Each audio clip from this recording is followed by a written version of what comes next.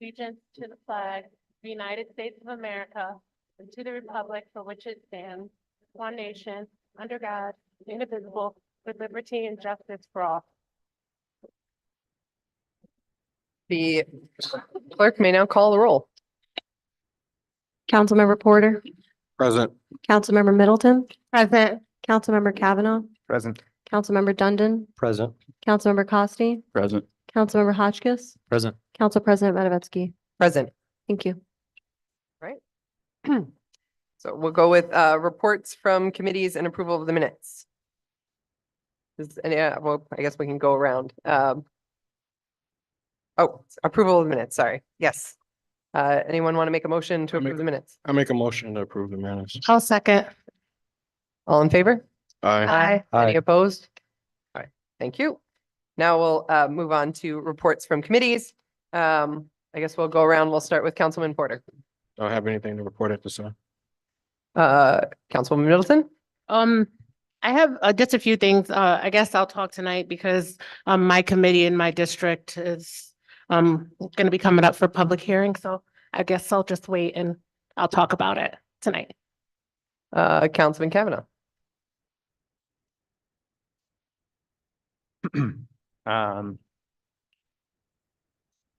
Let's see, from COD, several, I guess the hottest topic this week were several demolition permits of different sorts being considered.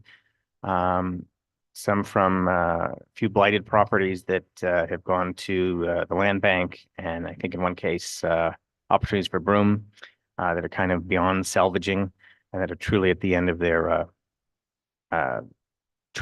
ropes. And then one that may end up before this body that's downtown and is kind of an interesting case on Court Street developing, as well as some kind of more pro forma sign things. Some very nice signs. And then from BLDC, the business plan competition is progressing nicely. BLDC was able to award a few more facade grants because there was some money left in the budget. So they went back to we were able to go back to the original pile of applications. Some things cost less and some things it didn't quite work out for some of the recipients. So they were able to award a few more. That was very nice. And we have some interesting developments at the Charles Street Business Park. In fact, a new tenant just officially moved in this morning, and there was a ribbon cutting ceremony, and some interest in a couple of other parcels there that's again developing and quite positive. Thank you. Councilman Hotchkiss? The only one that I would report is that Bura, the lease got transferred to the new owner of the baseball team, the Rumble Ponies. So the stadium lease had to change hands. And that's all I have. Thank you. You, Councilman Costi? I have nothing at this time. And Dundon? I have nothing to report. Okay.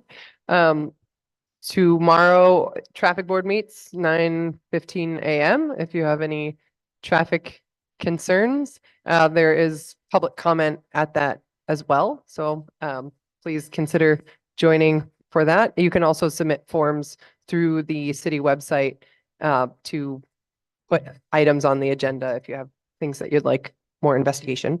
So traffic board was canceled this past month. So there's nothing to report there. The Environmental Commission is meeting tomorrow at 1 p.m. I think it's 1 p.m. That's on the city website. And their last meeting mostly was dealing with things like bylaws and getting things going and set up. They also have a public comment section. So if you have anything you would like to bring to them relating to environmental issues in the city, that would be another space that you are welcome to come and join. That one is in the work session, if I read the calendar correctly. So just downstairs, you don't have to come up these big stairs. You go in through the clerk's office and straight back. And I think the chairs are a little bit more comfortable. Okay, that's it for my reports. And now we'll move on to appointments. So I'll turn things over to Councilman Costi for the appointment of someone for CDAC for the 6th district. Councilman Costi. Yeah, I'd like to appoint Joanne Jones to the 6th District Community Development Advisory Committee position. Ms. Jones was born and raised on the south side of Binghamton. She moved back to the south side of Binghamton 16 years ago, so she's been here most of her life. Joanne, she brings nearly 30 years of professional financial experience. She currently serves as the Vice President of Commercial Lending at Tioga State Bank. As well, she also has been a judge for the City of Binghamton's Business Plan Committee for the last 5 years. I think Ms. Jones will be a great asset to the City of Binghamton. We're lucky to have her. Thank you. Thank you. All right. We have a public hearing that is that we have to set for next business meeting. So the City of Binghamton will hold a public hearing regarding RL 24-72, a bond ordinance to finance construction of improvements and upgrade to the terminal pumping station and joint sewage treatment plant. This public hearing will take place at 6 p.m. during the May 22nd, 2024 regular City Council business meeting in City Council Chambers, 38 Holly Street, Binghamton, New York. Residents wishing to participate in public hearings may do so electronically by emailing their comments prior to 1 p.m. on the day of the meeting to clerk@cityofbinghamton.gov or in person during the meeting. Okay, let's move on to our public hearings. We have 2 public hearings tonight. The first is regarding RL 24-82, a resolution to hold a public hearing for NYSHCR grant. Is anyone here to speak on the NYSHCR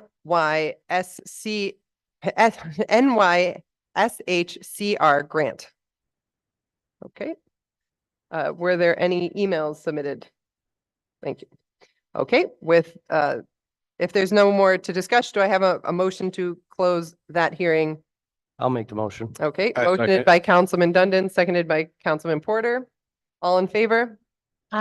Any opposed? Okay, thank you. We can now move on to the second public hearing regarding RL 24-84, a resolution authorizing a special noise variance for Abel's Pub live music events. Council Member Middleton, Chair of our MPA, our Municipal and Public Affairs Committee, will be introducing this by outlining the details of the permit application submitted to the city clerk's office. Thank you. Councilwoman Middleton. Thank you, Madam President. So just before we have any public hearing, I'm just going to read a general overview of this variance. This application is for specific dates listed only once per week, either Friday or Saturday, only from 7 p.m. to 10 p.m. The dates covered are 5/3, 5/10, 5/18, 5/24, 5/31, 6/8, 6/14, the 22nd of June, and in June 28th. In July, July 6th, July 12th, July 20th, July 27th. In August, August 2nd, August 25th. In September, September 7th, September 13th, September 21st, and September 27th. October, October 5th, October 11th, and October 19th, and October 26th. If the bar makes noise in excessive on these specific dates and times, it will be violating the noise ordinance. There is currently difficulty enforcing the noise ordinance due to lack of equipment and professional training for city officers as outlined in our city charter. We are working on reforming the noise ordinance, and we invite you all to weigh in on future legislation to help us out. So with that being said, if you'd like to come up and make a comment regarding this public hearing, please do so. Thank you. You have up to 5 minutes to speak. I'm sorry. Yes, you have a limit of 5 minutes to speak, and if please your name Yeah, and whether you live or work. and whether you live in the city of Binghamton or you work. Thank you. Thank you.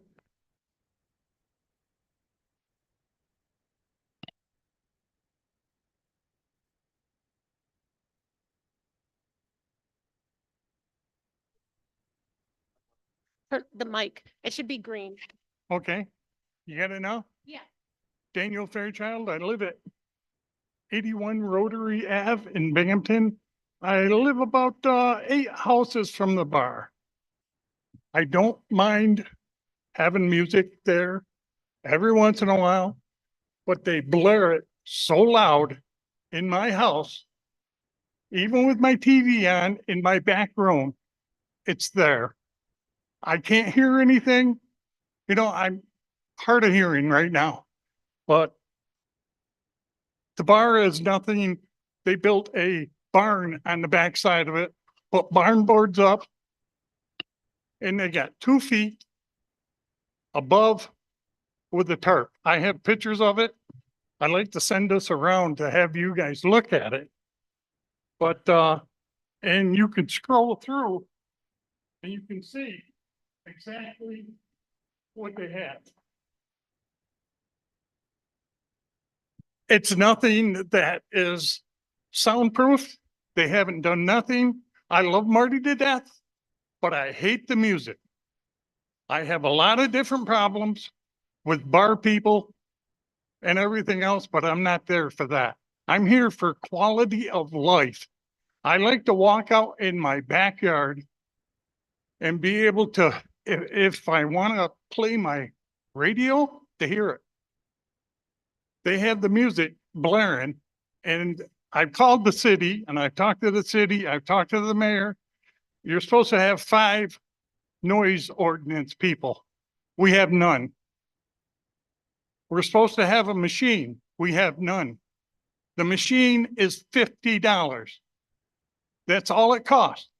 I told the mayor, I said, I would do the complete city for you at no charge. I'm retired and I would be willing to do this and then work with the police agencies to finally get a resolution. But as far as it goes with the bar and everything else, I don't have a problem with it. I have a problem with the music and they don't turn it down. We probably called, well, my wife has called. My wife is the one that's pushing me now.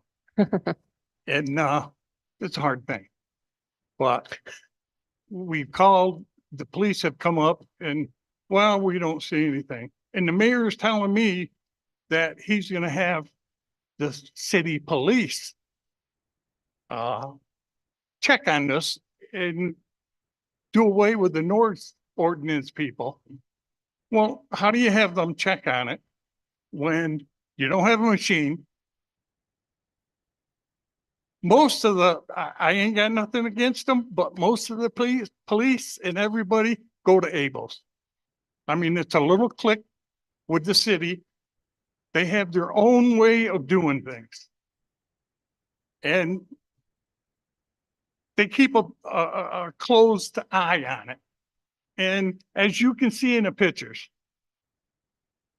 it's not, it's barn boards. It's not insulated. They're not noise suppression or anything. And the music comes out all the way.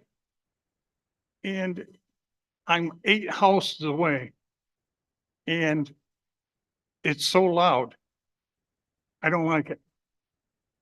I think it's my quality of life that I've had here so far has been perfect until Marty started bringing the bands in and letting them blast music. Marty could control us if he get off his dead butt and do something, but he doesn't. Point of order, point of order.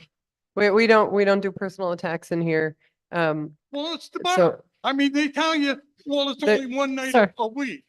No, Sir, sir, I understand that. I'm we just can't- trying to make yeah, sure. you, when you say something, sir, I understand that you can't direct like a person's name or you Okay, can't say I'm anything. sorry for No, that, it's, but it's all good. It's you know understandable. who it is. I And understand. they say to us and You- everybody else, it's only one night a week.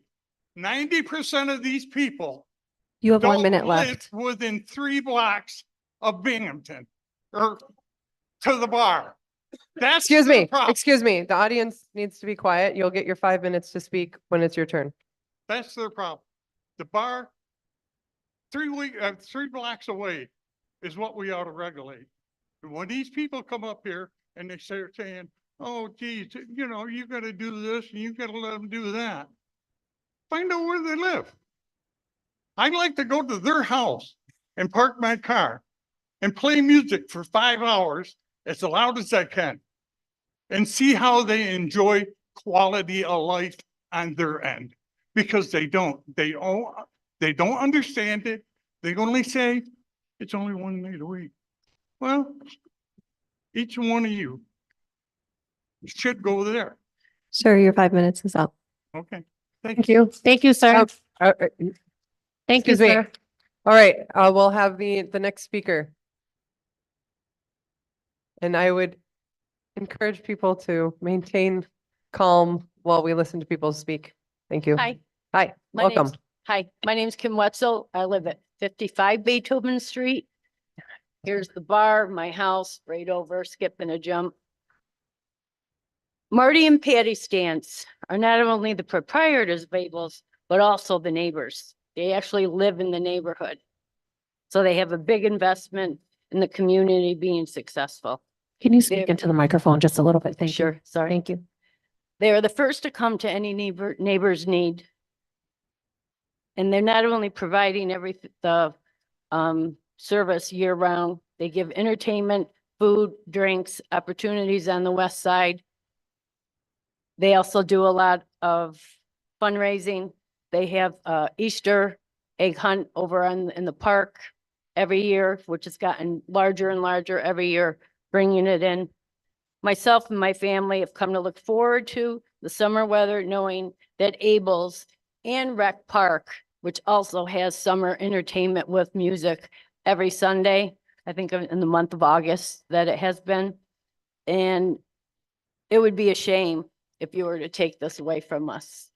There's no reason that people can't learn to appreciate the community involvement with everyone and just lighten up and have a good time. Things are tough in America right now, and everyone should just let other people do what they need to do to make a living and give other people the enjoyment in town. That's all. Thank you. Thank you.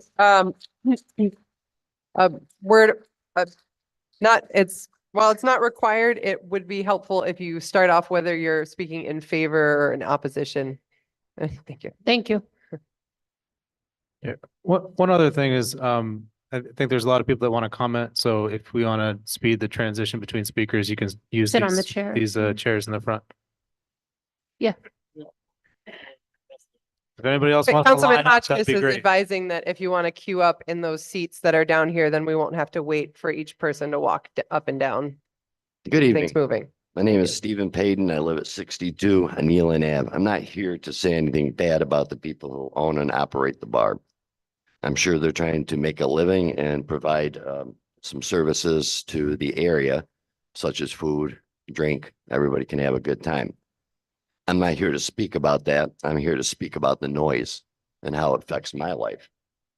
Okay, my backyard, if you remove a house, I'm about 100 feet away from them. Okay. And actually sound system, I think where they're installing it might be on the back and not the front, which Dan was talking about. That's coming right at me. Okay. And that is very loud. And you know what? It's not really clear. So I don't know if you've know what I mean when you hear music that is, it's almost like the tone being way down on the radio in your car. It's muffled. So it's not enjoyable at all. It's just muffled music coming into my backyard, which I enjoy and I spend a lot of time maintaining, and I'm out there at 7 o'clock in the evening.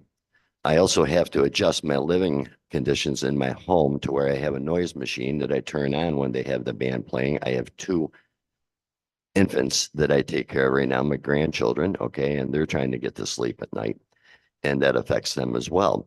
So whereas I understand that there are a lot of people who enjoy the music, I used to be in a band. I play electric guitar. I have since I was 14 years old. I love to make noise, okay, but those days are over for me. Obviously, I'm getting a little bit older for that, you know. But yeah, so it's not about trying to offend my neighbors who actually enjoy this and enjoy going there and see that. It's about affecting my personal life and maybe some other people who live in the area. We all live in the area. They're all, a lot of the people are my neighbors. I love my neighbors. So I'm not here to offend them in any way. So that's, I've spoken my mind Thank you. and I thank you. Thank you. All right, our next person, welcome. Hi. My name is Mary Robertson. I'm speaking for, and I live on the west side. As I'm sure the esteemed council members are aware, the west side is the best side. It is. We are diverse, vibrant, active, and benevolent. And Abels is an integral part of this neighborhood and a contributor to those attributes. It's not a frat house, although that's on the west side. It's not an after-hours club, which you can find on the west side. It's not a nuisance property, and it's not on the police blotter. It's an establishment frequented by friends and neighbors. And for a very short time every year, we get to enjoy live outdoor music on the patio. Just like we enjoy live outdoor music at the park, live outdoor music from the Belmar, live outdoor music is what we look forward to. We have a very small window in this town for outdoor activities. And this one is prized once a week. Not on Tuesday, not on Thursday, on the weekend, once a week. And then we're driven back indoors by our weather, which we all adapt to. As a West Side homeowner who works and comes home, mows the lawn, takes care of all the things in the neighborhood that need to be taken care of, I ask that you look at this as a bit of goodwill to the people who have lived in this neighborhood for a long time, supported the neighborhood and all the events that the city proposes, walks, runs, fests, and everything. It's all a bit of an inconvenience to all of us, but it's what makes our neighborhood what it is. And because the friends and families in this neighborhood are the majority of the patrons at this location, perhaps a gesture of goodwill to support this variance is in order. It's my personal opinion that the minor inconvenience to a few, which is limited, short-term, far outweighs the enjoyment it brings to the many. Thank you. Thank you. Next up. Welcome. Hello, my name is John Reno and I am for the music. I don't live in Binghamton, I live in Johnson City, but I play in a band that plays at Abels. And it's a classic rock and blues, and we are very conscious of our volume when we play. It's not blaring out of the amplifiers, it's music. And we play with dynamics. So I'd like to say that there is soundproofing around the stage that's in there. And I'm sure they could use a little more here and there. But we don't have a lot of places to play, especially a neighborhood bar like that where you could walk to, where you don't have to put your keys in your car and go out and have a couple drinks. You could walk tables, you listen to music from 7 to 10. After 10 o'clock, there's no more music. At Johnson City, there's a bar we play at. You play Tuesday nights, Friday nights, Saturday nights outside. After 10 o'clock, nobody's playing. Music's shut off. That's all I have to say. Thank you. Thank you. All right. Can we have the next person? My name is John Gorman. I live at 83 Rotary Ave, right next door to Dan. Yes, you can hear the music. If I go on my back porch, I have an enclosed back porch. It's enclosed, but it's not insulated. I can hear it very lightly. It's not that thumping. I don't hear thumping or whatever he's hearing. I don't hear that myself. Marty runs a good establishment, got a great heart. He works very hard. him saying not doing anything is really offended to me because I know how hard Marty works at his business and tries to make everybody happy. He goes out of his way to try and make everybody happy. I do not think it's bad for one night a week, just one night. You have the schedule in front of you. If you know this is coming up, do something, close your window if it's that. I don't think it's as bad as these people are saying. That's all I have to say. Thank you. All right, next up, and if there's more people, please fill in these seats. And I think it makes a little bit more of a welcoming environment if we're not loudly endorsing one view or the other. We want to make sure we just listen to everybody. Thank you. Thank you. Hi, my name is Diane Fairchild. I live on Diane, can you speak in the microphone, my love? Thank My you. name is Diane Fairchild. I live on 81 Rotary. I previously wrote a letter regarding this because I didn't want to speak. But I feel that there needs to be some compromise here. We feel that there's no compromise. We can hear the music loud and clear in my bedroom window. It may be one night a week, but I do have neighbors that have to be at work at 5 a.m. We have people that live very close that are ill, and the music is very loud. And like my husband said, the building really isn't sufficient to hold that sound in.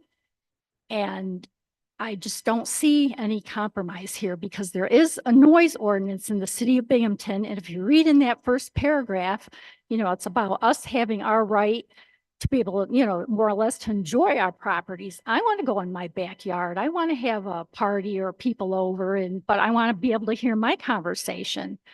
And there's a lot of neighbors on the block that weren't able to attend tonight that feel the same way. Why isn't there a compromise? I mean, this is a long period of time. It's for 6 months. I mean, we understand. I think they did a wonderful job on, rehabilitating that bar. But I mean, there's got to be some compromise here. Maybe once a month or something, or just something, because people do work. My neighbor has to be at work at 5 a.m.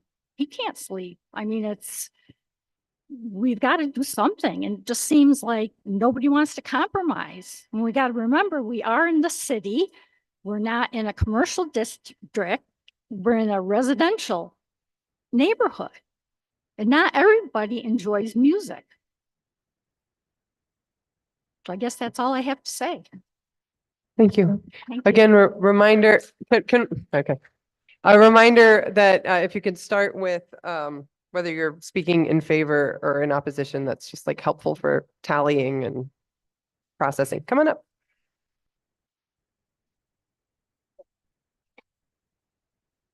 Okay, hi, I'm for the variance. So anyways, I'm Patty, Marty's wife, and let's just start. We didn't even know there was an issue until we received an anonymous letter last year.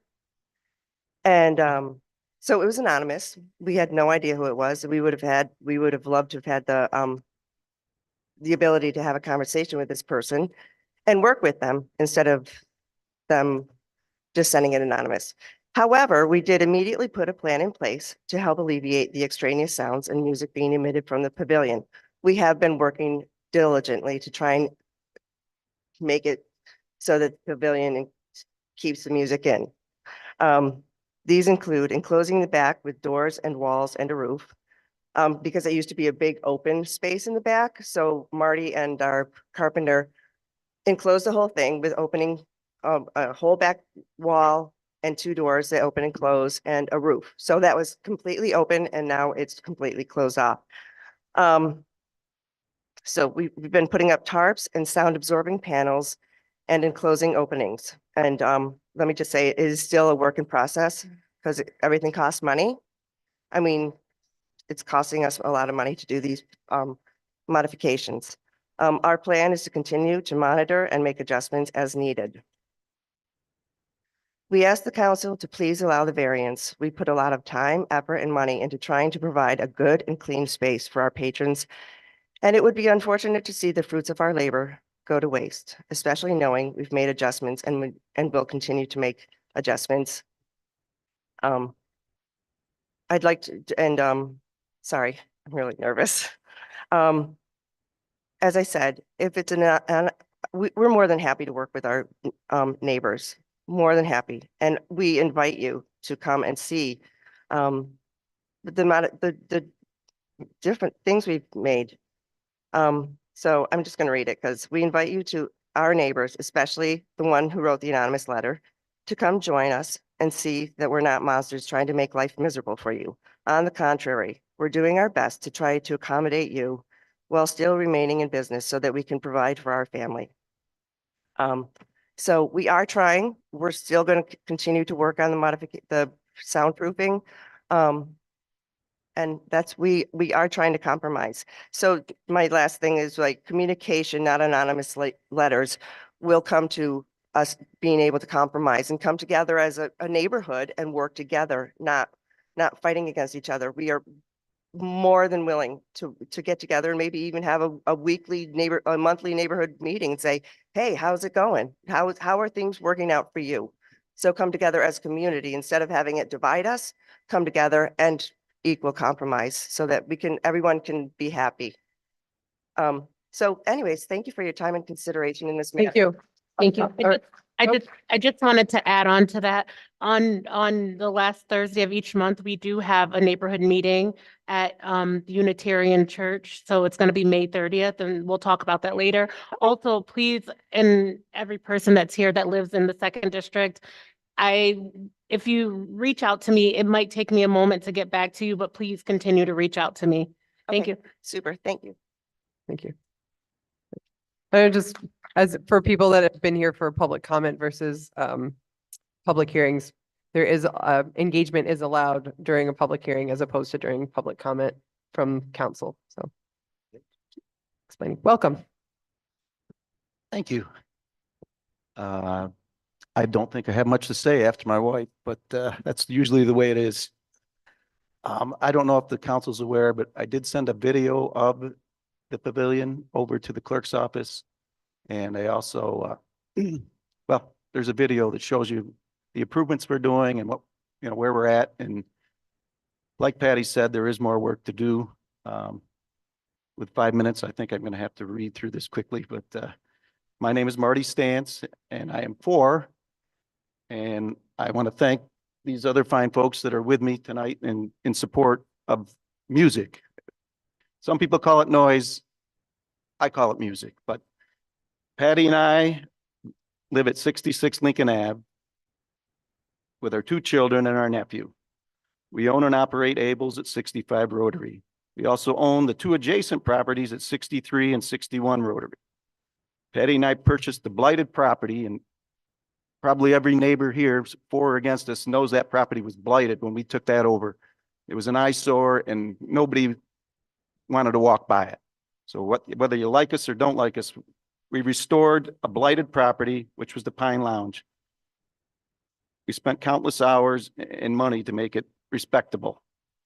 In the fall of 2010, we opened, and since Patty's retirement from the Binghamton City School District, that is our main source of income. So we're kind of relying upon it. Abel's is what you would call a neighborhood pub right in the middle of the neighborhood with the park up the street, the middle school a few blocks away, and a pizzeria next door. Since we opened, we have tried to blend into the neighborhood as best as possible, picking up trash on the streets and making every effort to keep the noise down.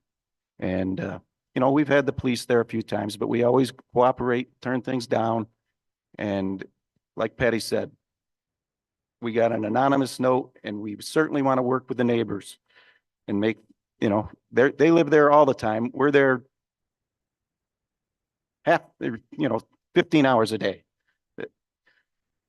Though people come to Abel's for a good time, we strive to be positive to our community.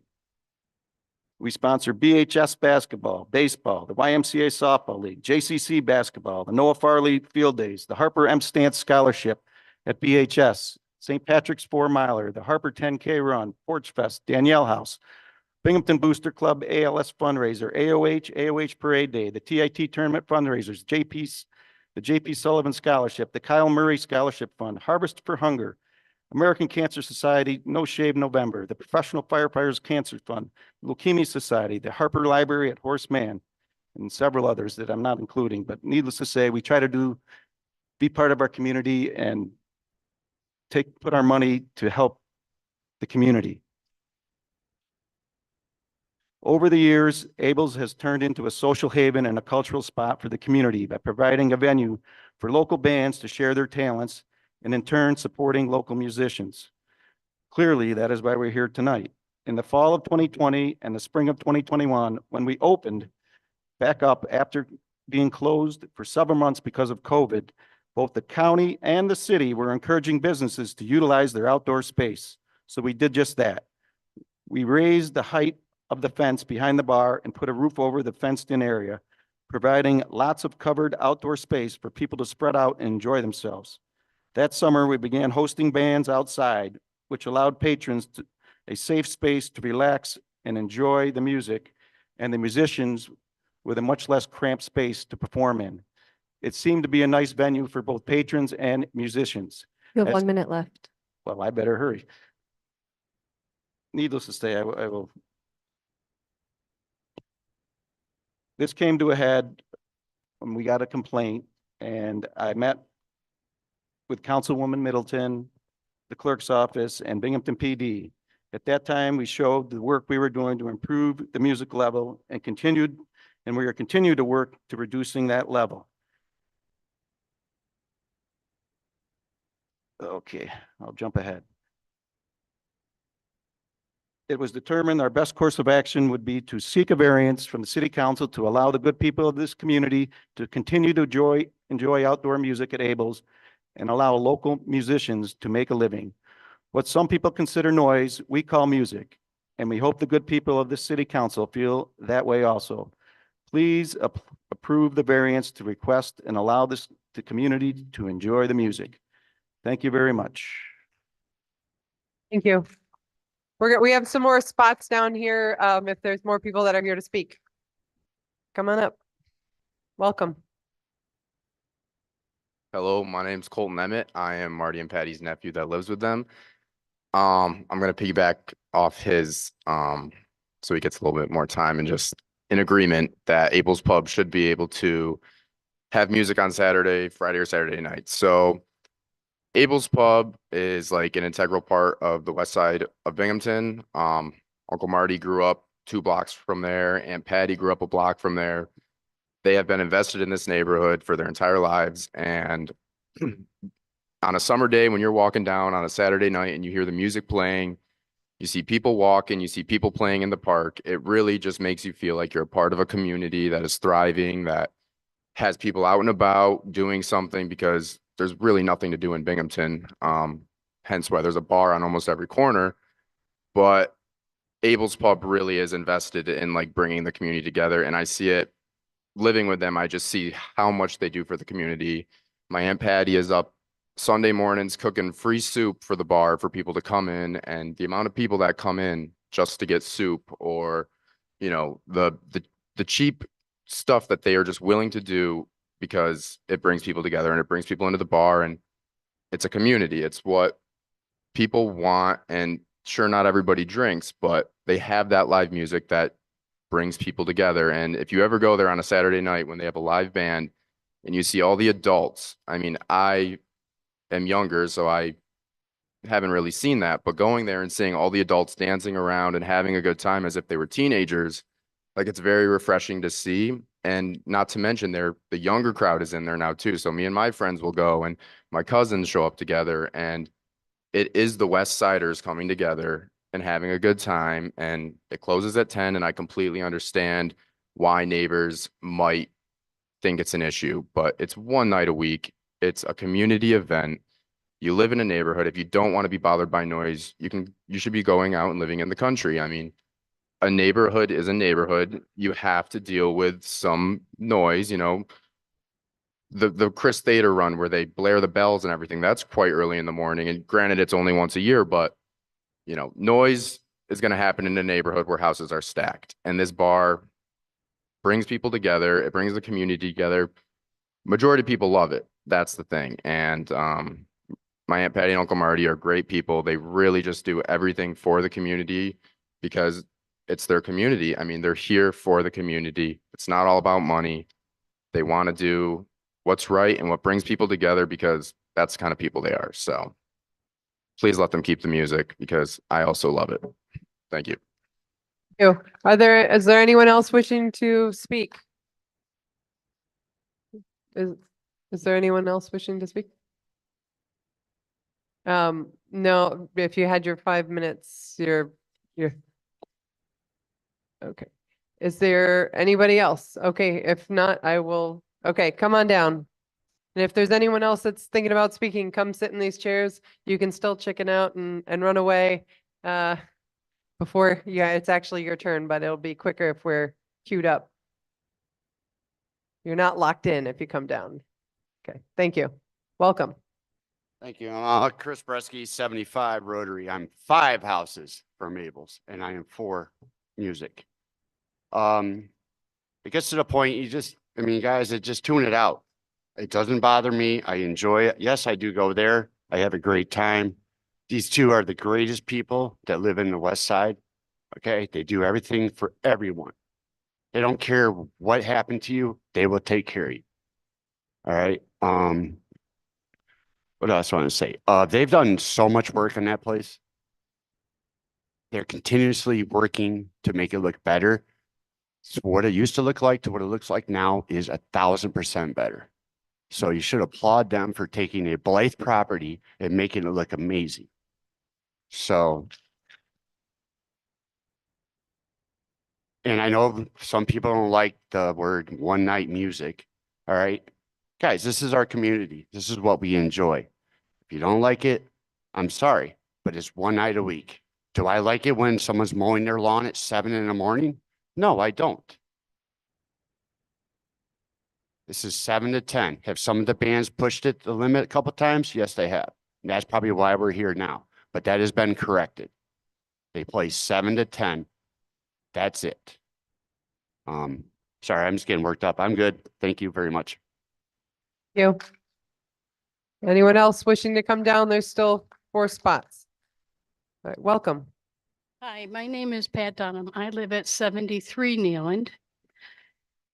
I don't know if I'm for or against this. All I know is that some of the bands need to be controlled on the sound that they are putting out. When you can be up at West Junior, up near Highland Avenue, over near your part of the neighborhood, and hear the words clearly, that's way too loud. That's way too loud. When you sit in your own living room and your windows are closed and you can't hear the TV when it's on volume 65, yes, it's only 2 hours. However, it's 2 hours, you know. And to address the young man about leaving, do you guys really want to lose my tax base? Because I pay a lot of money in taxes. Yeah. I'm trying to be a good neighbor. I try to understand and I appreciate what they're trying to do, but I think they need to police a few of the bands a little better on their sound levels. The decibels are incredible. And that's all I wanted to say. Thank you. Do we have? Thank you. Someone? Welcome. Real quick, I'm Molly Shea. I am for the bands. I lived at 63 Rotary Ave for over 2 years and never had a problem going to sleep, waking up, any of that. All Marty and Patty did was support me and communicate with me any issues I had and try to resolve them with me. So had these neighbors that had an issue could have been resolved very quickly with no problem had they communicated. And that's it. Thank you. Is there anyone else wishing to speak? All right. So now the clerk can now read into the record the emails that were submitted, of which there are many. Starting with Sergeant Francis Flynn of the Binghamton Police Department, all below in bold is the issue with enforcement. There is no one currently qualified as spelled out in enforcement in the city ordinance. In addition, the decimeter has not been calibrated in years. Prohibited acts, Specific acts considered to be unreasonable noise, any of the following acts or causes thereof which either annoy, disturb, injure, or endanger the comfort, repose, health, peace, or safety of a reasonable person of normal sensibilities are declared to be in violation of this chapter and to constitute unreasonable noise. Any excessive or unusually loud sound which either annoys, disturbs, injures, or endangers the comfort, repose, health, peace, or safety of a reasonable person of normal sensibilities. No person shall cause a portable sound system to be plainly audible at a distance of 50 feet between the hours of 8 a.m. and 8 p.m., nor may they be plainly audible to anyone other than the operator of the sound system between the hours of 8 p.m. and 8 a.m. the following day. Maximum permissible continuous sound levels, in addition to those specific prohibitions set forth in subsection B above, the following general prohibitions regarding continuous sound levels shall apply in determining unreasonable noise. No person shall make, cause, allow, or permit the operation of any source of sound on a particular category of property or any public space or right of way in such a manner as to create a sound level that exceeds the particular continuous sound level limits set forth in Table 1 when measured at or within a real property line of the receiving property, except as provided in 292.6.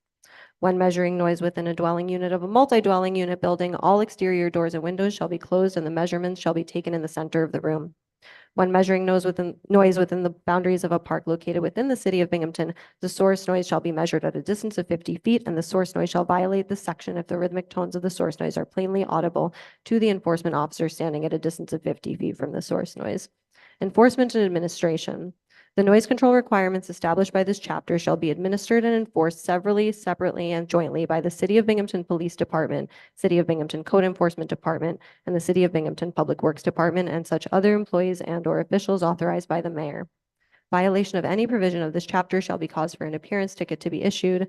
This chapter is complaint-driven and as such requires that a violation hereunder be complained of to either the Binghamton Police Department or the Binghamton Code Enforcement Office before enforcement hereunder may occur. The complaint must describe the violation, and the complaint must provide the enforcement authority with the address of the aggrieved property. The complainant must have some legally recognized interest in the aggrieved property, i.e. including but not limited to ownership or tenancy.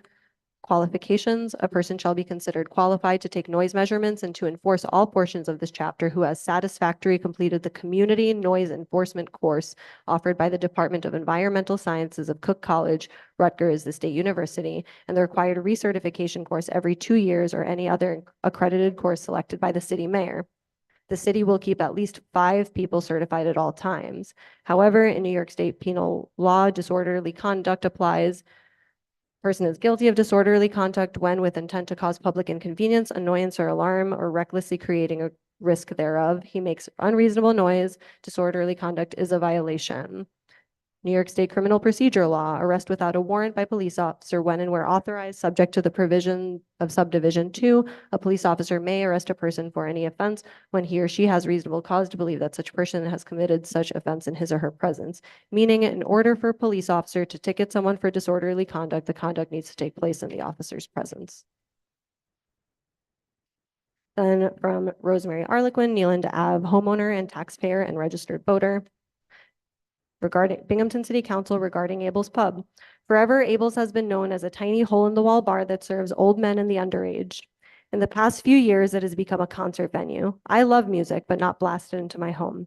I own 61 Neeland Ave and can lay in bed and hear every guitar lick, drum beat, and song lyric, and it's unacceptable. The bar is in a residential neighborhood, not downtown. 1, did you know on Neeland Ave there are 3 children with severe autism? Every time a band plays outside at full ampage, those kids are made to leave their homes or be medicated and wear heavy earphones to block the overstimulation. 2, did you know on Neeland Ave we have students that need to study? 3, did you know on Neeland Ave we have people that work many shifts and need to sleep between the hours of 7 p.m. to 11:30 p.m.?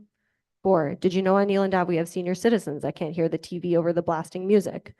5, did you know that sweet Mrs. Lewis went home to die surrounded by her family after a 5-year battle with breast cancer and her grandchildren couldn't hear her over the loud music? Disgraceful. I would like my neighborhood where I live to return to quiet. I am a taxpayer, and as the property taxes rise, the property values are rapidly declining due to the alcohol and drug culture from Abel's. I can no longer tolerate being forced to endure the rock concert in my home and knowing the awful effect this has on my autistic neighbors, Thomas, Andrew, and Lisa. It is unconscionable that a permit would be granted that renders property owners helpless. Frankly, the entire process has been daunting and disgraceful. The lack of support from community leaders and the over-patronizing attitude from the city clerk's office has killed any and all faith I had in our local government. Finding out that a public hearing has to be arranged and everyone in a 5-mile radius will be getting certified receipt required letters in the mail, letting them know about the hearing. So that means as a working taxpayer, I need to be home to sign for the letter that I am paying for as the working taxpayer, but I will not get because I am working to pay taxes and the salary of those in the very office that are sending them out.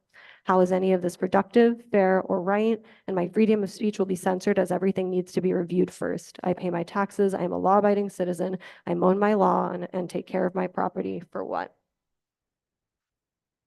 From Aditya Haridas Kalia, resident of Binghamton. Dear members of the City Council, I am writing to express my support for Abel's Pub located at 65 Rotary Ave, Binghamton, New York, 13905.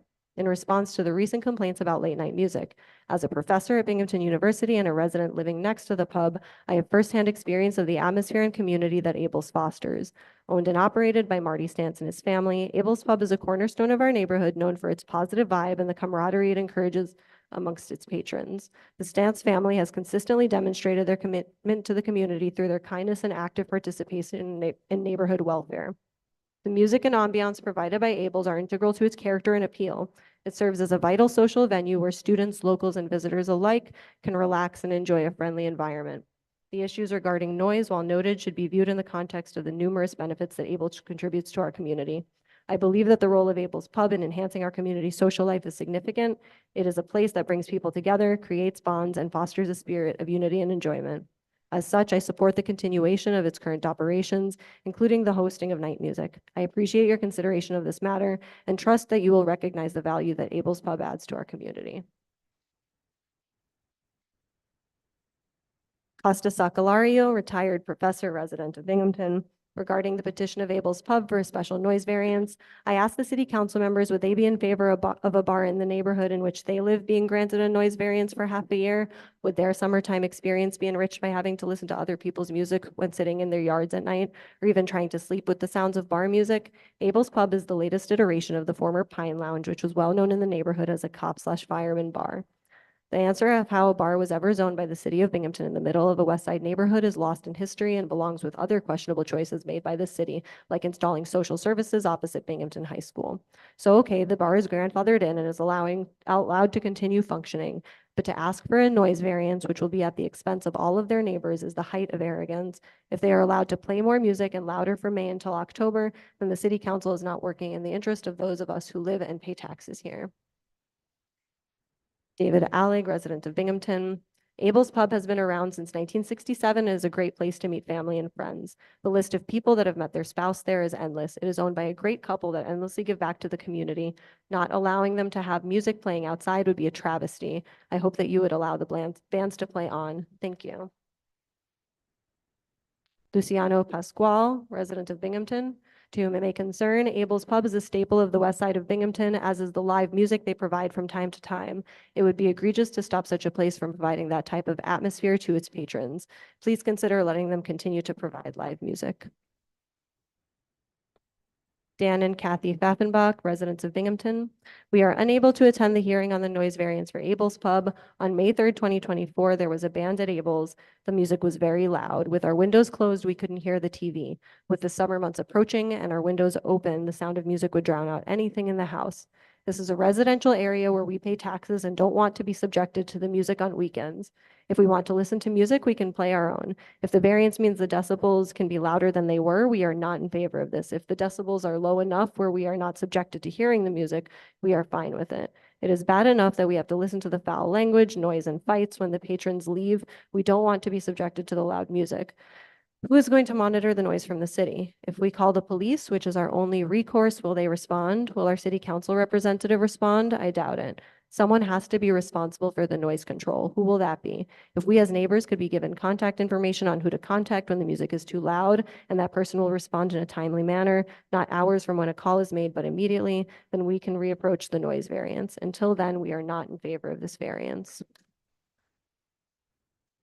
Carter Bresky, resident of Binghamton. Good evening. I'm a resident of the West Side neighborhood and live 5 houses down from Abel's Pub.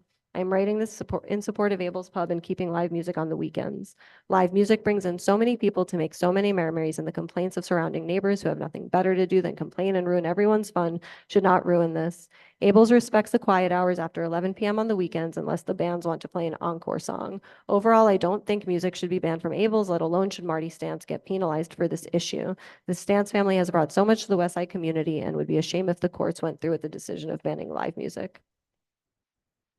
Julia Flaherty, homeowner of 40 Neeland Ave.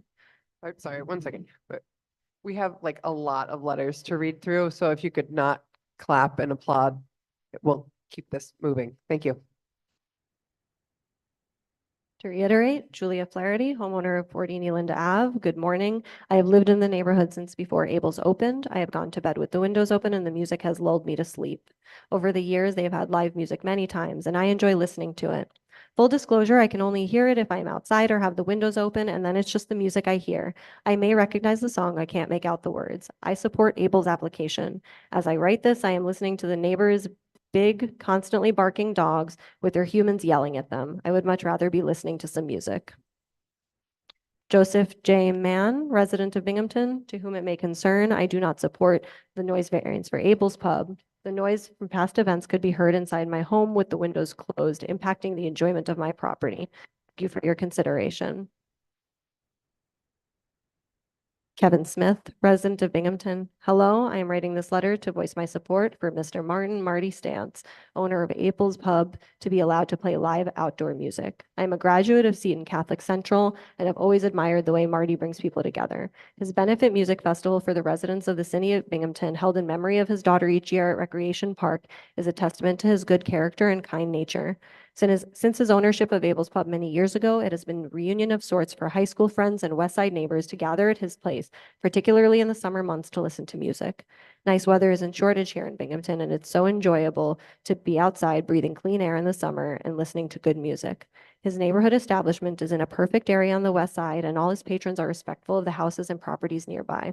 My aunt lived on Rotary Ave before she was placed in an assisted living facility, and she would frequently join her nieces and nephews at Abel's to listen and dance to the live music.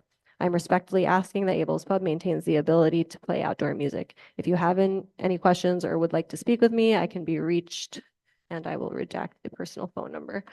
Diane Fairchild, resident of Binghamton. My name is Diane Fairchild, and I reside in the west side of Binghamton. I would like to voice my opinion about the noise variance application. First of all, we have noise ordinance in the city that states it is the public policy of the city that every person is entitled to ambient noise levels are not detrimental to life, health, and enjoyment of his or her property. As property owners, we are entitled to that. Having a variance that allows for outdoor music 6 months of the year is unacceptable. This is a residential neighborhood. Not everyone works Monday to Friday with weekends off. The music is way too loud. Maybe a better solution would be to continue to have it inside or to construct a more permanent building so other residents do not hear it. There are residents here that are sick, elderly, and their rights should be considered. The application also states that the sound will not cause unreasonable disturbance to the neighborhood. Let us be the judge of that. I spoke to the mayor, who told me he could hear it at his house. The owners have done a wonderful job of the rehabilitation of the building, however, maybe a compromise of a special event a couple times a year. We realize that variants have been given for downtown areas, but not for this length of time, and they are not in a residential area. Thank you. Maria Foy Madison, resident of Binghamton, to whom it may concern, I am writing on behalf of my employers and lifelong friends, Marty and Patty Stantz.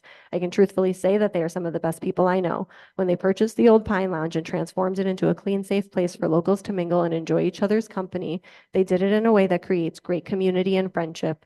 Young and old alike are able to enjoy the fruits of their labor. A huge part of that enjoyment is the music that they share with us. Marty and Patty have done extensive work to ensure that the sound of the outdoor music is maintained with the property. They are extremely respectful to everyone they meet and always have been. Anyone that knows them is blessed. Please consider thoughtfully and respectfully grant the petition for Marty and Patty to continue the outdoor music at Abel's Pub. Allow them to continue to build the community that they are such an intricate part of. Mark D. Bowers, Joan M. Bowers, and Joshua D. Bowers, residents of Binghamton, to whom it may concern, with respect to the public hearing scheduled for 5/8/24 regarding the special noise variance for Abel's Pub. We offer the following comment. As residents of 59 Rotary Ave, approximately 3 doors away from Abel's Pub, we would like to see the hours for this variance restricted to 6 to 10 p.m., weekends only, which would include a Friday night. Currently, music after these hours is very disturbing to the peace of our home. Restricting these hours would be helpful. Daniel Fairchild, resident of Binghamton. My name is Daniel Fairchild. I live on Rotary Ave. There have been many complaints about the loud music from Abel's Pub. I have done some research and have found out that the city has no noise ordinance personnel. I have contacted our mayor to no avail and want to know why the city of Binghamton has no noise ordinance personnel. Spoke with the city deputy clerk. Being retired, I have offered my services at no charge to perform this act for the entire city. Andy Horowitz, resident of Binghamton, please allow Abel's to continue its tradition of providing Westsiders with great music. Steve and Joanne Seltzer, residents of Binghamton, 2 City of Binghamton representatives. My wife and I reside at 63 Neeland Ave, which is approximately 400 feet from Abel's. We have lived there for over 20 years. The music that Marty has playing there does not bother us at all. Even when our children were younger and living at home, it did not bother them either. Even though you can hear the music from our house, it is not intrusive and does not interfere with our normal routines while at home in the evenings. We love hearing the music and even walking over there to watch the bands on the weekend. We also enjoy Porch Fest, where they block off a part of Seminary on that given Sunday. We also enjoy the music from Rec Park on Sunday afternoons in the summer, as well as the Harper Stance Festival. We are for the variance to be given to Abel's to let the music continue to play on the weekends at night. From Blake Westbrook, Binghamton resident. I'm sorry, but will be unable to make the hearing for the noise variance application submitted by Abel's Pub. My name is Blake Westbrook and I reside at 76 Rotary Ave, about a half block up the street from Abel's. I just want to go on record as stating I have no objections to the city granting Abel's Pub the noise variance for the months of May through October that they have applied for. Thank you for the opportunity to share my opinion on this matter. All right. And I guess I'm going to hand in, there's a petition here. I'm going to pass it to the city clerk. All right, so then if there's no more discussion, do I have a motion to close this hearing? Make the motion. Okay, motioned by second. Councilman Middleton, seconded by Councilman Porter. All in favor? Aye. Aye. Any opposed? Okay, great. We can move on to public comment. Please be respectful. Each speaker will be given up to 5 minutes to address city council on city issues. And I'm going to put the city council public comment rules up over by the microphone. If anyone's here to speak for a public comment, please come on down. Welcome.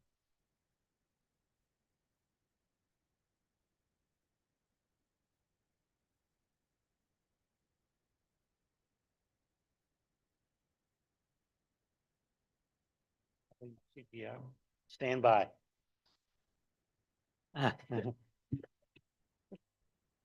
Green is for yes, John from Binghamton. On the Binghamton Mets, twice sold, capital gains made. I heard it was called a public-private partnership once. What's our share? Does anybody have the current contract that the Mayor David said saved baseball for 20 to 23 years? Does anybody have that in their possession tonight?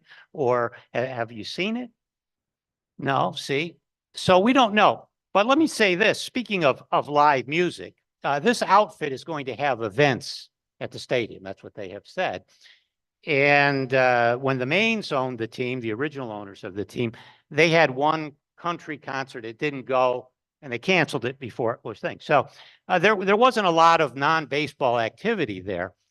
Do you know what Live Nation would pay for that venue?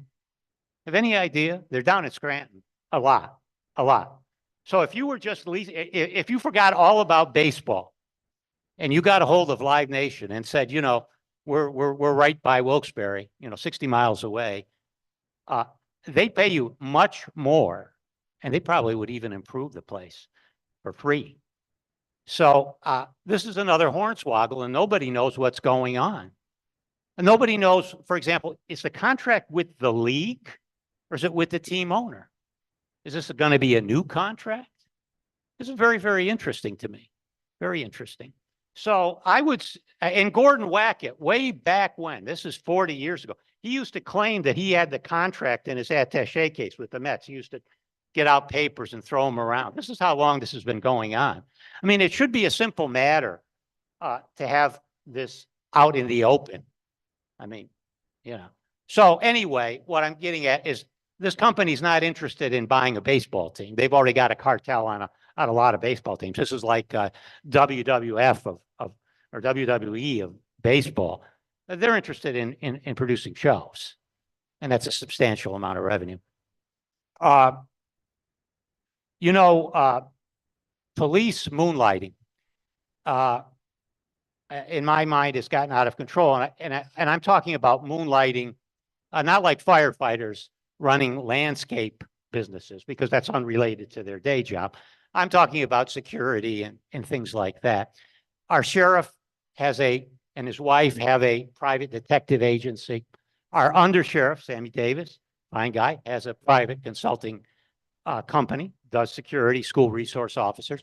A retired county jail head has a big agency that books all the school resource officers in the hinterlands. And our own David Bidwell here, who is the head of the police union, has his own private consulting, Crane, well, I don't know what the next part of it, Crane Securities. But everybody, and I got this from an inside source, everybody that works at the intelligence center works for him in the private security business, private investigating business. So you want to talk about an obvious conflict. I don't know how, since the job of the intelligence center is to, you know, correlate information. I don't know how the hell you would say whether they're working for the city, taxpayers on an investigation, or whether they're working for a private client. It would be almost impossible to tell, unless they've got unless Bidwell has the same computer power in some office somewhere that the city has. Then maybe it's believable. But I mean, this is why Al Libis said no to the moonlighting of police officers. He just did away with it. I used to hire police officers back then for We have shows. 1 minute left. So I know about it, and I hate to tell you the money I was giving them in 1969. Didn't stop the riot, though. Didn't stop a riot in 1969. I wasn't here for the riot. I was in New York. That was the thing. So anyway, whose district was that in? I think it was in Nate's. Yeah. Anyway, so let's work on these things together. I don't think, and if it's a monetary issue where the police need more money, then tell me how much they need without moonlighting. You know, that's what I'm curious about tonight. Thank you very much. Thank you. Is there any? Thank you. Okay. Is there anyone else for public comment? Come on down.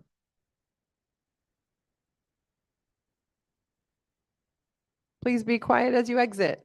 Thank you. Hi, can you hear me? Okay, cool. I'm Anna. I live in the 3rd district on the west side.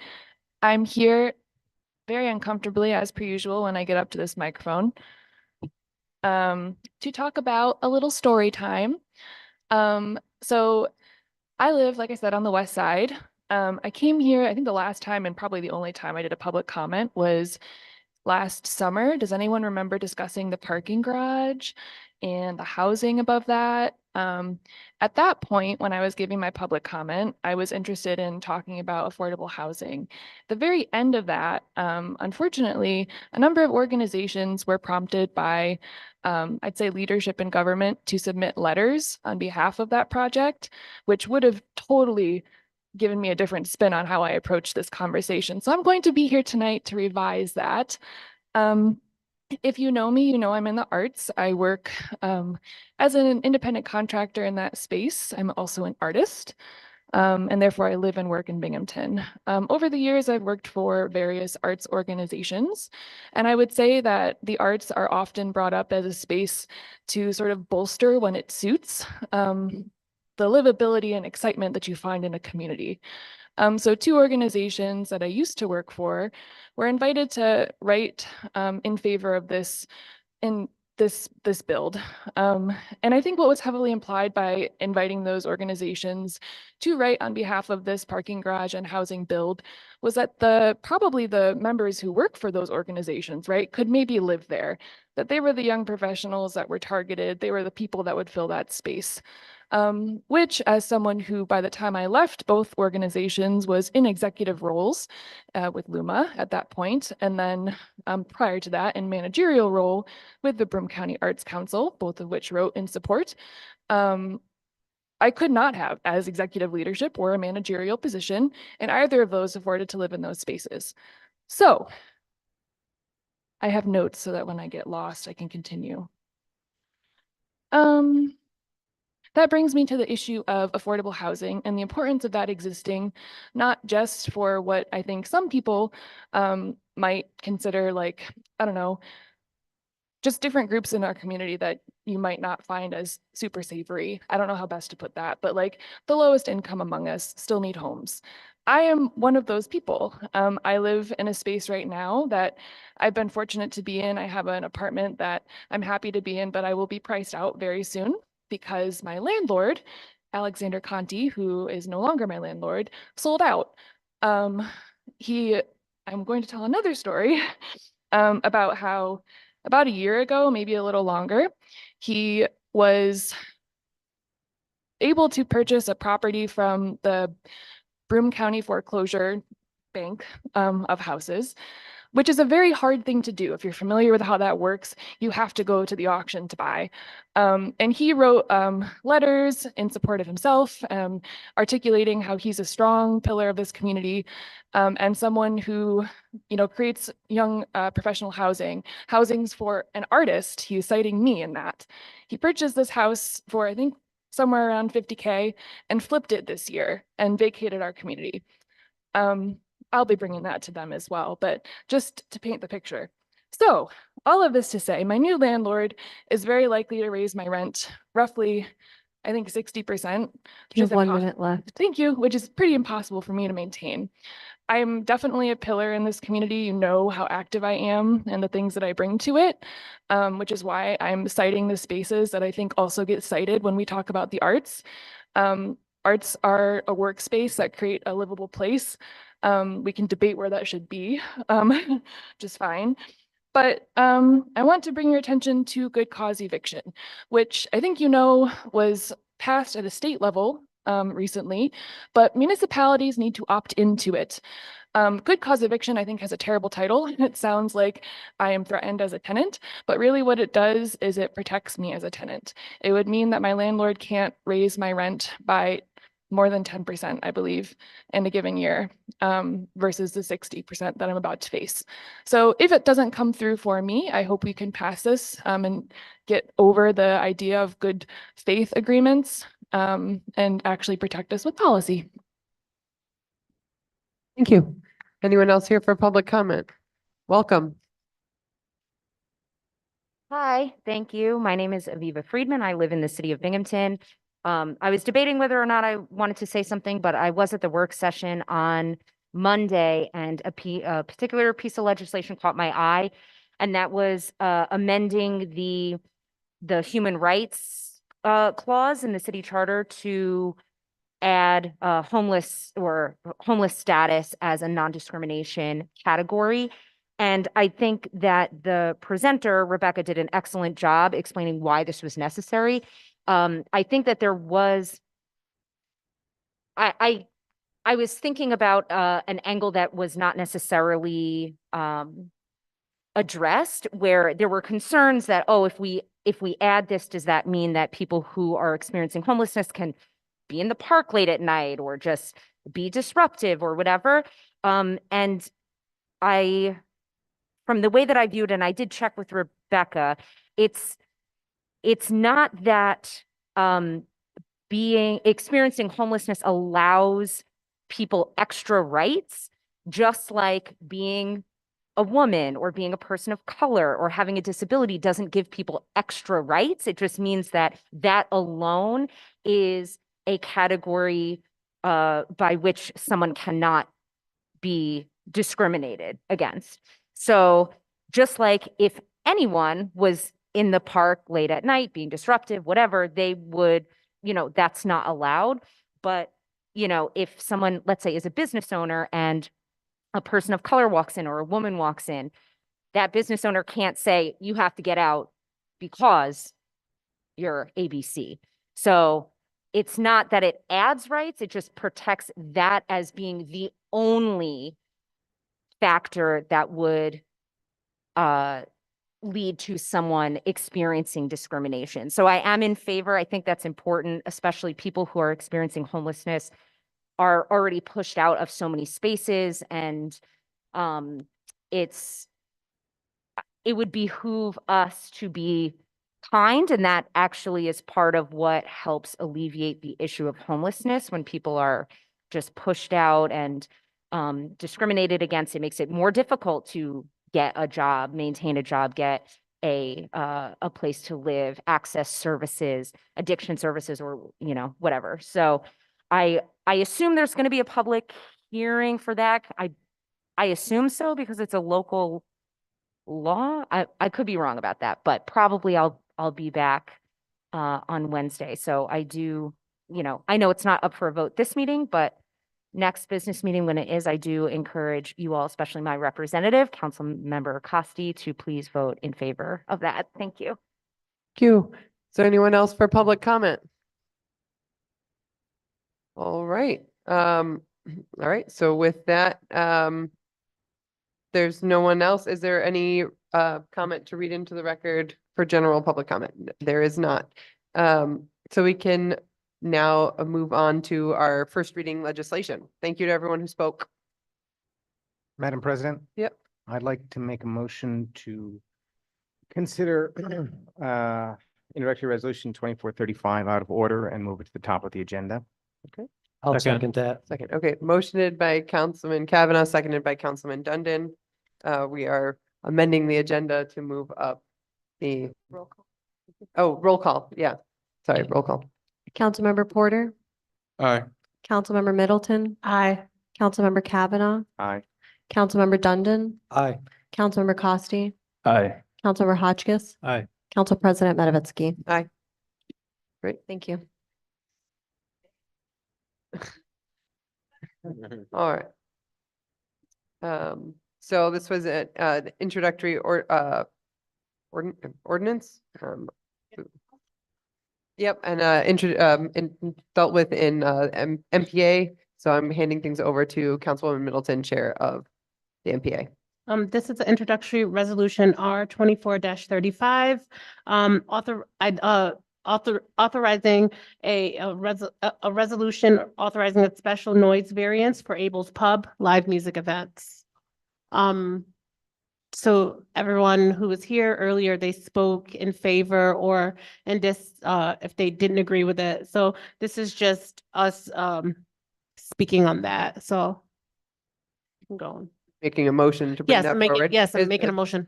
And there's is there a second? I'll second. Second, okay. Motion by Councilwoman Middleton, seconded by Councilman Porter. Discussion. Oh, go ahead, Nate.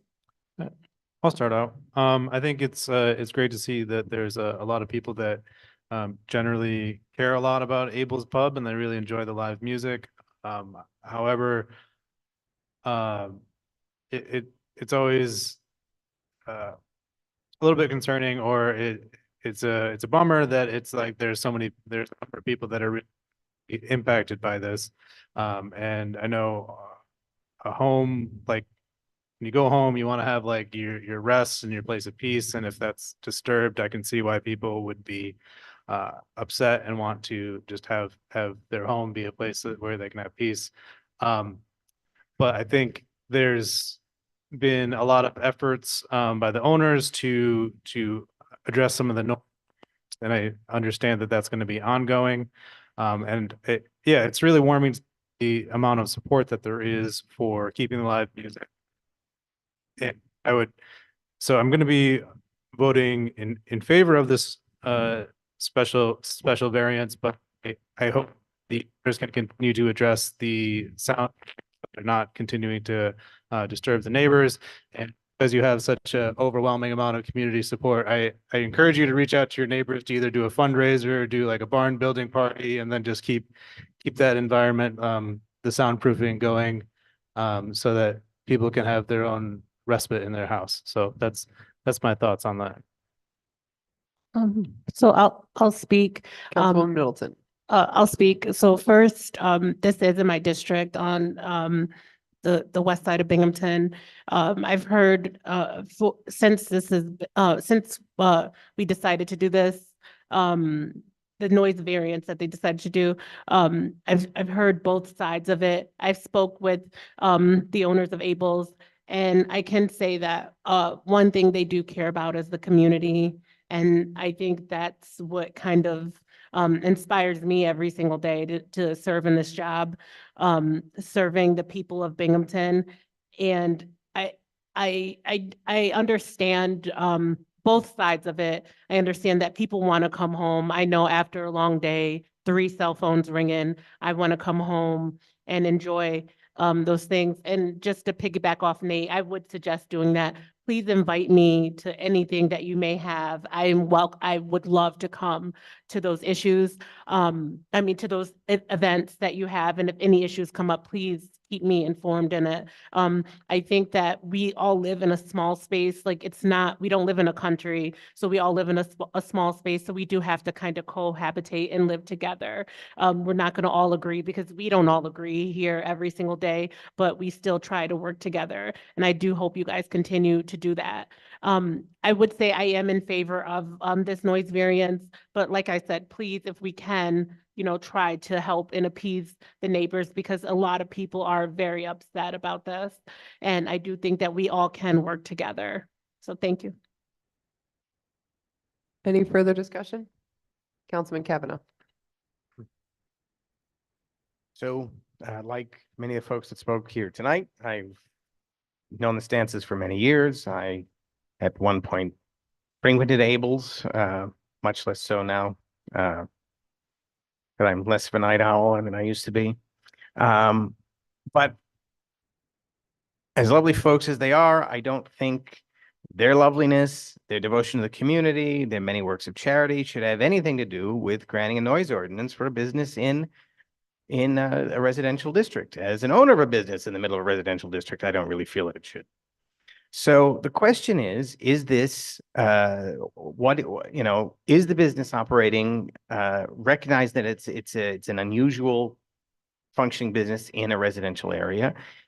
Is what they're asking a reasonable accommodation? Is it recognizing their position in the neighborhood? Is it being a compromise?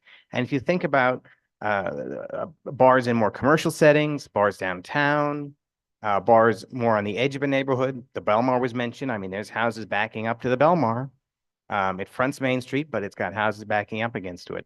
And if you look at those are outdoor music that we're not questioning 3-4 nights a week, going till possibly 1 o'clock in the morning. So I think great steps have been taken by Abel's by only having it once a week, by limiting hours to ending at 10 o'clock, by taking steps to make their outdoor space sound reduced. I do feel for the poor guy that is one more house behind Abel's.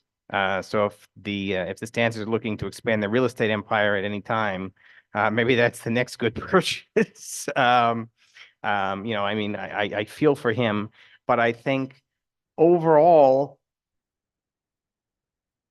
recognizing that this is a pre-existing business in the neighborhood, that most of the people that are living in that neighborhood have moved in knowing that this bar is pre-existing. I don't think there's many people that have been there more than 40 or 50 years that the Abel's has been there now. There's a few. I think reasonable, more than reasonable, a lot, accommodations are being made to recognize their position in the neighborhood, trying to be good neighbors, but also trying to operate a functional business that is catering to what customers obviously enjoy and desire. So having said that, I'm certainly, I think very reasonable accommodations are being made, and I'm in favor of granting the variance. Having said that, at 10:01, I'm sure calls are going to come in on these Friday and Saturday nights. And I hope the stances and their staff are aware of that and are continuing to be responsible neighbors and, you know, ending at those hours and respecting the terms of the permit that's granted, if it's granted. So that's the piece on this specific thing. And the other thing that this is not more than tangentially, the other thing this is touching is our noise ordinance, which I kind of made fun of when we were talking about the ATV legislation. It's complicated. It requires special training. It requires these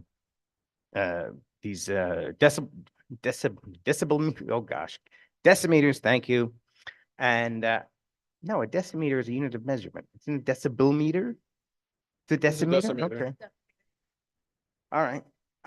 Anyway, and so even though this is relatively recent legislation compared to many pieces of legislation in Binghamton, it's still 15 years old, 2010, maybe we did this, I think. Before our police were commonly wearing body cams, before literally every citizen had a phone in their pocket with a decimeter on it if they wanted, and recording video and audio. So, you know, when you're requiring a police officer, a code enforcement officer to come up with a special piece of equipment that has hours of training to stand 50 feet away from a house to take a reading, where a citizen can be there with a phone taking a video of noise that's clearly too loud or a party that's going on. I think our concept of how we're looking at noise ordinance is a bit outdated, and certainly I think something that we have appetite on council to address and update and make a little more practical for enforcement. And it's the city administration is clearly fallen out of you know, compliance and keeping up with training to even begin to enforce it. So it's something we need to work on. Thanks. Any further discussion? Okay. My feelings, I impacted not just by everyone who's commenting here and the emails, but also hearing particularly from the council members from the west side who've had additional conversations beyond what has happened here. I think that impacts my vote. Also, we're voting on this for 1 year. So I think that's really important to note, right? So if my fellow council members are telling me they're getting 10:01 phone calls, that's something that will be information that would be brought if this is voted in, which I'm currently leaning towards.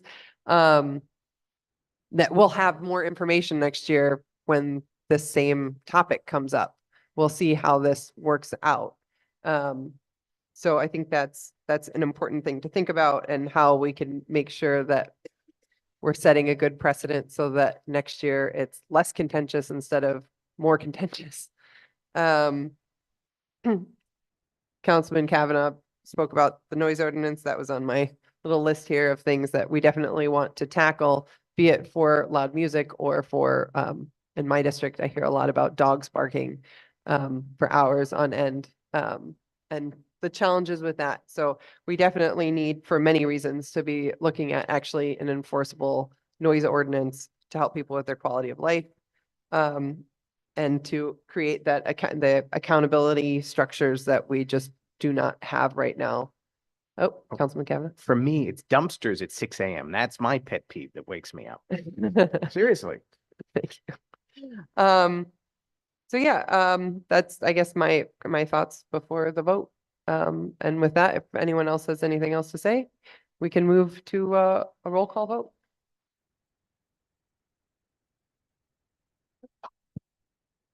Councilmember Porter, Yay. Councilmember Middleton, Yay.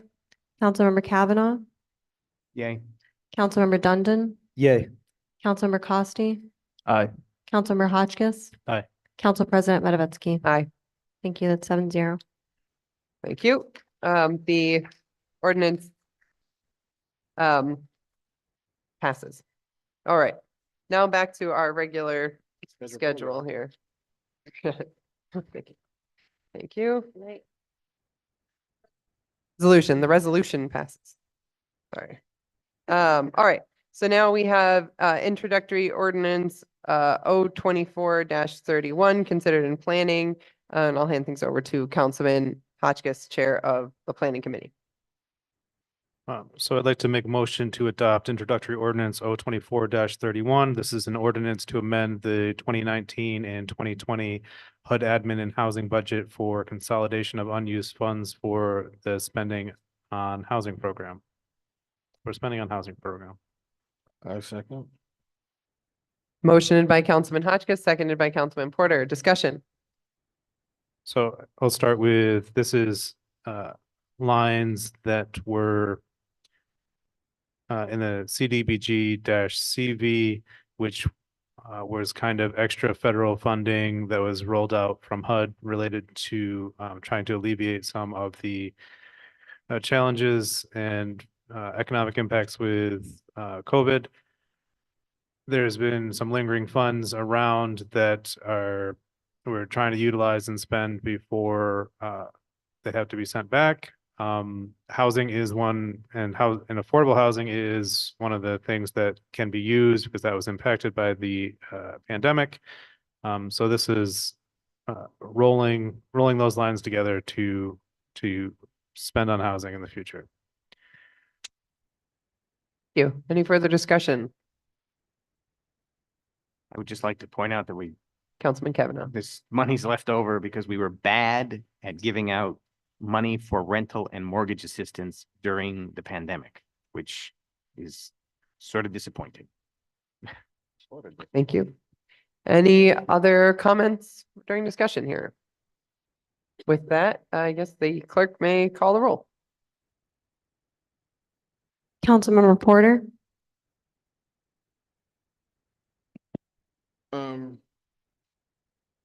Aye. Councilmember Middleton, Aye. Councilmember Kavanaugh, Aye. Councilmember Dundon, Councilmember Costi, Aye. Councilmember Hotchkiss. Aye. Council President Matavetsky. Aye. Thank you. That's 7-0. The ordinance passes. Okay, we have introductory ordinance 024-33 considered in rules and procedures, special studies. Turn things over to the chair, Councilman Hotchkiss. I'd like to make a motion to send this to committee. This is introductory ordinance 024-33. This is an ordinance to amend the charter section 26-9 to clarify legislation sign-up process. Motioned by Councilman Hotchkiss, seconded by Councilman Dundon. Discussion? Yeah. So point of order, I think we've gotten this wrong before. If you're motioning to hold over and send it to committee, you just need a motion and a second, and it goes to committee, I believe. It gets held over. Yes. Correct? Okay.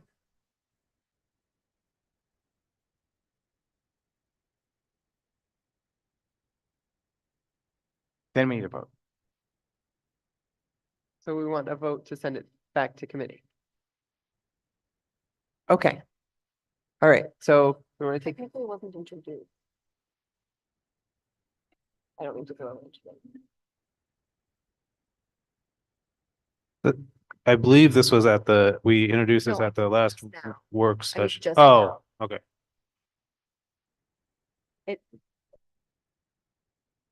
Okay.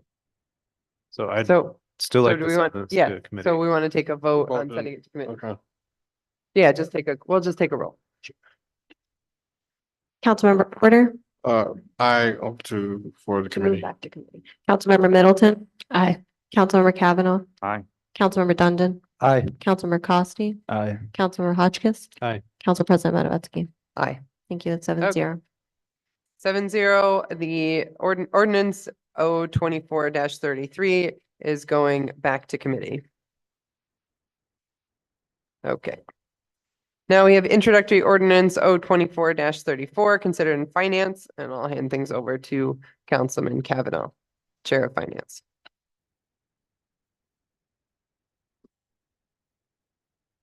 I'm actually, I didn't sign this out. I don't sponsor this, so I mean, it comes from the committee, but I'm Okay, not in great. favor of passing. So then, let's see who's on that committee. Costi's on that committee. Would you like to introduce this one? I didn't sign this out You either. didn't, well, I'm looking at this. Okay. So we got Hotchkiss, Dundon, or Middleton. Any of them interested in introducing? I'll introduce it. Councilman Hotchkiss. All right, so I'll make a motion to adopt introductory ordinance 024-34. This is an ordinance to amend the 2024 budget to increase professional service for appraisal services by decreasing contingency. I'll second the motion. Okay, motioned by Councilman Hotchkiss, seconded by Councilman Dundon. Discussion. Kavanaugh. So this was, the sewage treatment plant not accounting in their budget for an expense they knew where they were gonna have this year, last year. And they didn't budget correctly for it. So they're depleting the line that it comes out of faster than they should. And I just want them to come back when it's actually depleted to then ask for us to fix it instead of asking us to fix it now. So that we can actually discuss that problem and their budgeting process a little bit more. That's the only reason I'm not in favor of this at the moment, but it does fix a problem we'll have now or later. So as you will. Any further discussion? So there, Councilman Porter. so I'm trying to understand what you're saying, Councilman Kavanaugh, is that that there are funds that are still left in from that Do you want me to rewind and just give a quick overview of what happened?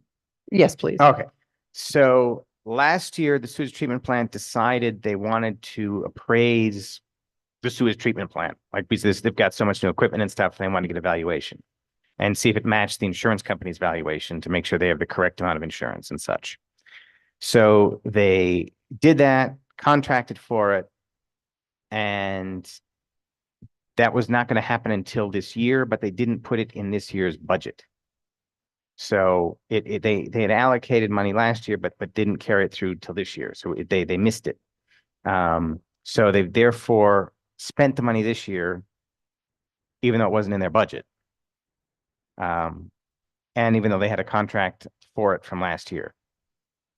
So we'll need to, so they've depleted this particular funding line faster than they normally would. So eventually expenses will happen that will deplete it all, but we will be set to deplete it all the way, and we'll have to do this fix later. It's I mean, it was an expected expense. It was just a budgeting screw up. So, am I being clear? It's kind of a weird a situation. little bit. I'm trying to understand it a little bit. Yeah. Okay. Yeah.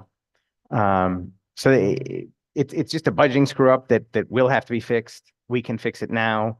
I just kind of wanted to.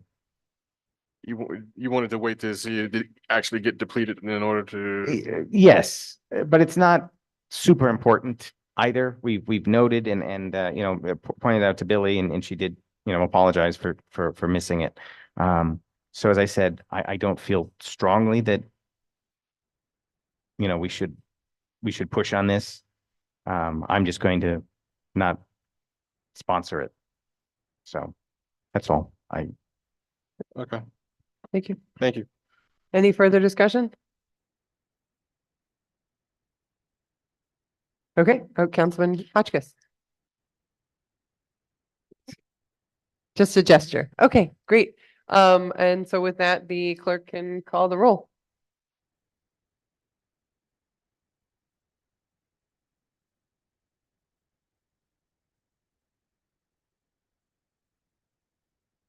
Councilmember Porter, Aye. Councilmember Middleton, Aye. Councilmember Kavanaugh, Nay. Councilmember Dundon, Councilmember Costi, No. Councilmember Hotchkiss, Aye. Council President Matavetsky. Aye. Thank you. That's 5-2. The ordinance passes. All right, next we have introductory ordinance 024-36 considered in planning. Let me double check to see if. Let's see. Yep, I see it's Nate here, but he's not on the list of sponsoring council members. So, let's see who else is on that committee. Who would like to introduce 024-36? You'll still introduce it. All right, Councilman Hotchkiss. Thank you, President Medvetsky. I'm not sure why I didn't sign this out. I'd like to make a motion to adopt introductory ordinance 024-36. This is an ordinance to rescind a portion of 06-46. I'll second the motion. Seconded by Councilman Hotchkiss, seconded by Councilman Dundon. Discussion. Just a Hotchkiss. Just a brief explanation. There, I think two deeds ago. No, it's the same deed. There was a deal with the city that this property would be converted into a single family dwelling, and this was over 20 years ago. The conversion never happened, and the current owners are trying to sell this property, and they just don't want this lingering ordinance to affect the sale or be responsible for it. I think I'm quoting that correctly. Thank you. Any further discussion? Councilman Kavanaugh. I mean, just as a thing for us going forward, I think we should be better at tracking things. If we're carrying enough to put in deed restriction things like this, we should be tracking them a little bit better, for follow-up in general. That's all. Thank you. All right, not seeing any further comment? Clerk can call the roll. Councilmember Porter, Aye. Councilmember Middleton, Aye. Councilmember Kavanaugh, Aye. Councilmember Dundon, Aye. Councilmember Costi, Aye. Councilmember Hotchkiss, Aye. Council President Medvetsky. Aye. 7-0, thank you. The ordinance passes. All right. Now. We have introductory ordinance 024-37 considered in planning. Councilman Hotchkiss. I'd like to make a motion to adopt introductory ordinance 024-37. This is an ordinance to rescind a portion of 023-155.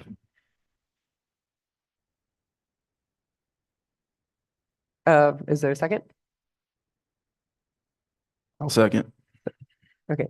Motion by Councilman Hotchkiss, seconded by Councilman Kavanaugh. Discussion. Just explanation is this parcel was previously bundled into a larger parcel as part of the Charles Street Development Park, or Charles Street Business Park. This is the parcel that contains the power plant. And previously, when this was moved from city ownership into the BLDC, the parcel was supposed to be merged. And now we're just trying to revise that previous ordinance to keep that parcel separate from the rest of that. Thank you. Any further discussion? Okay. The clerk can call the roll. Councilmember Porter, Aye. Councilmember Middleton, Aye. Councilmember Kavanaugh, Councilmember Dundon, Aye. Councilmember Costi, Aye. Councilmember Hotchkiss, Aye. Council President Medvetsky. Aye. Thank you. That's 7-0. Okay, the ordinance passes. All right, next we have introductory ordinance 024-39 considered in planning. Councilman Hotchkiss. So I'd like to make a motion to adopt introductory ordinance 024-39. This is an ordinance to amend chapter 410 zoning to address below grade amenity spaces in multi-unit dwellings. I'll second. Okay, motion by Councilman Hotchkiss, seconded by Councilwoman Middleton. Discussion. Ben Kavanaugh. This is been languishing for a while, but I still never got good answers on where the square footage for these the various amenity spaces came from, and I'm not sure they're actually adequate. If I was renovating or building a house, that I would want my storage space in my basement to be limited to 7 square feet per person, for example. That's my main concern. I mean, I understand why Tito has presented it and why the planning department wants it. It puts in code for potential people looking to do work, you know, some very clear guidelines. I just don't know that these are quite the right ones, and it has kind of been sitting around. But I don't think there's any particular rush to do this. I mean, there's been other things that have been, you know, on the front burner, so to speak, but I would like to put a little more study into this. So if, actually, so I'll just motion to hold it over. Then Okay. that'll get us to get it done in 2 weeks, and I'll make it front burner. Great. So motion to hold over. Is there a second? I'll second. Okay, motion by Councilman Kavanaugh, seconded by Councilman Costi. There you go. It's held over. Just to hold It goes back. We do, okay. Council is saying that we do want to take a vote on this. So on the holdover. Councilmember Porter, Aye. Councilmember Middleton, Aye. Councilmember Kavanaugh, Aye. Councilmember Dundon, Aye. Councilmember Costi, Aye. Councilmember Hotchkiss, Aye. Council President Matavetsky. Aye. All So I think right, he's so done this here. is being held over. Okay, we've got introductory ordinance 024-40 considered in finance, Councilman Kavanaugh. Okay, this is an ordinance authorizing the Binghamton Johnson City Sewage Board fiscal officer prepay credits based on the 2023 estimated final bill at 85%, with final 15% to be paid after ratification of the final bill. That's a mouthful to say we're getting an early discussion. Sorry, I always do Second, that. is there a second? Second. Okay, motion by Councilman Kavanaugh, seconded by Councilman Porter, discussion. Kavanaugh. So that the title of this and the language is just a big mouthful to say that we're accelerating the refund that's coming back to Binghamton, Johnson City, and the other users of the sewage treatment plant for overpayments for use that were made in 2023, just due to the budgeting and billing and reconciliation process. This doesn't happen usually until the late fall, but we have a very good idea of what the amount is. So everyone felt safe on the financial side if we refund 85% of the expected amount, and that gives us a cushion to work within for the final reconciliation, and gets money back to the municipalities that have doled it out. So I think it's a small leap forward in financing anyway. That's all. Any further discussion? Okay, the clerk can call the roll. Councilmember Porter, Aye. Councilmember Middleton, Aye. Councilmember Kavanaugh, Aye. Councilmember Dundon, Nay. Councilmember Costi, Aye. Councilmember Hotchkiss, Aye. Council President. Aye. All right, the ordinance passes. 6-1, okay. Next, we have introductory resolution R24-31 considered in planning. Councilman Hotchkiss.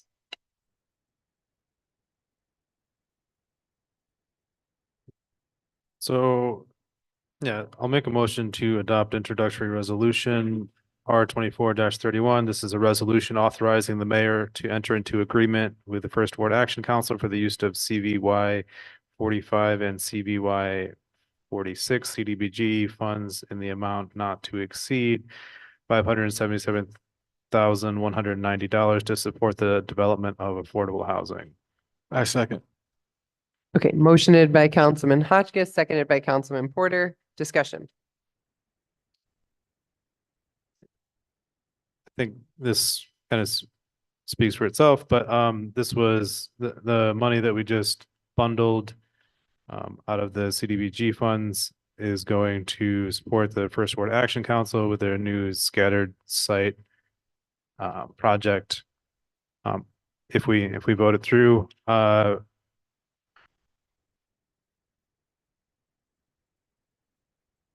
is there any, I'm gonna ask if there's any further discussion on that. That was just the explanation of what we're looking at. Do we know where the site, the scatter site might be at? Within the first ward or? It's, I know there's some on Front Street, some on Clinton Street. We did get a list of the properties. I don't have it with me right now. But yeah, Jerry did provide that. Any further discussion? Don't have any further questions. Councilman Kavanaugh? So this 577,000 is the kind of the first piece of their funding puzzle that's coming in. It represents the local investment, the commitment of Binghamton, of this council of local government to this project, which is very important as a project like this moves forward into their major funding phases, which is going after HCR tax credits and finding outside investors and things like that. This shows that we have put our support behind this scattered site project, which I think is one that helps put, anchors for further neighborhood stabilization and redevelopment in place. So I'm very happy to help push this forward. Thank you. Okay.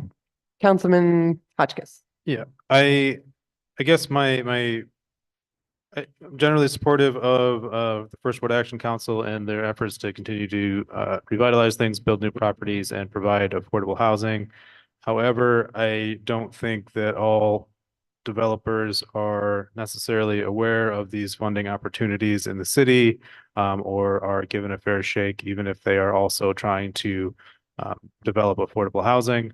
I wish we could open that process up and make it a little bit more transparent and welcoming to other folks. I mean, we're going to keep beating the same drum, like the Southern Door Community Land Trust. I really want to see that project funded. And I want to see that to continue to grow and develop. And I'm sure much the same way that people like the First Ward Action Council, they like to fund it. They like to see what happens and see those properties maintained. I think there's room for more affordable housing providers in the market, and I want to help facilitate that happen. So that's my only lingering issue with this allocation of funds. And I really hope that we can just be more equitable with how we're treating different developers in our community. So that's my last bit. Thank you. Anyone else? All right. Clerk can take a roll. Councilmember Porter, Aye. Councilmember Middleton. Aye. Councilmember Kavanaugh, Aye. Councilmember Dundon, Aye. Councilmember Costi, Aye. Councilmember Hotchkiss, Aye. Council President Matavetsky. Aye. Thank you, 7-0. Right, the resolution passes.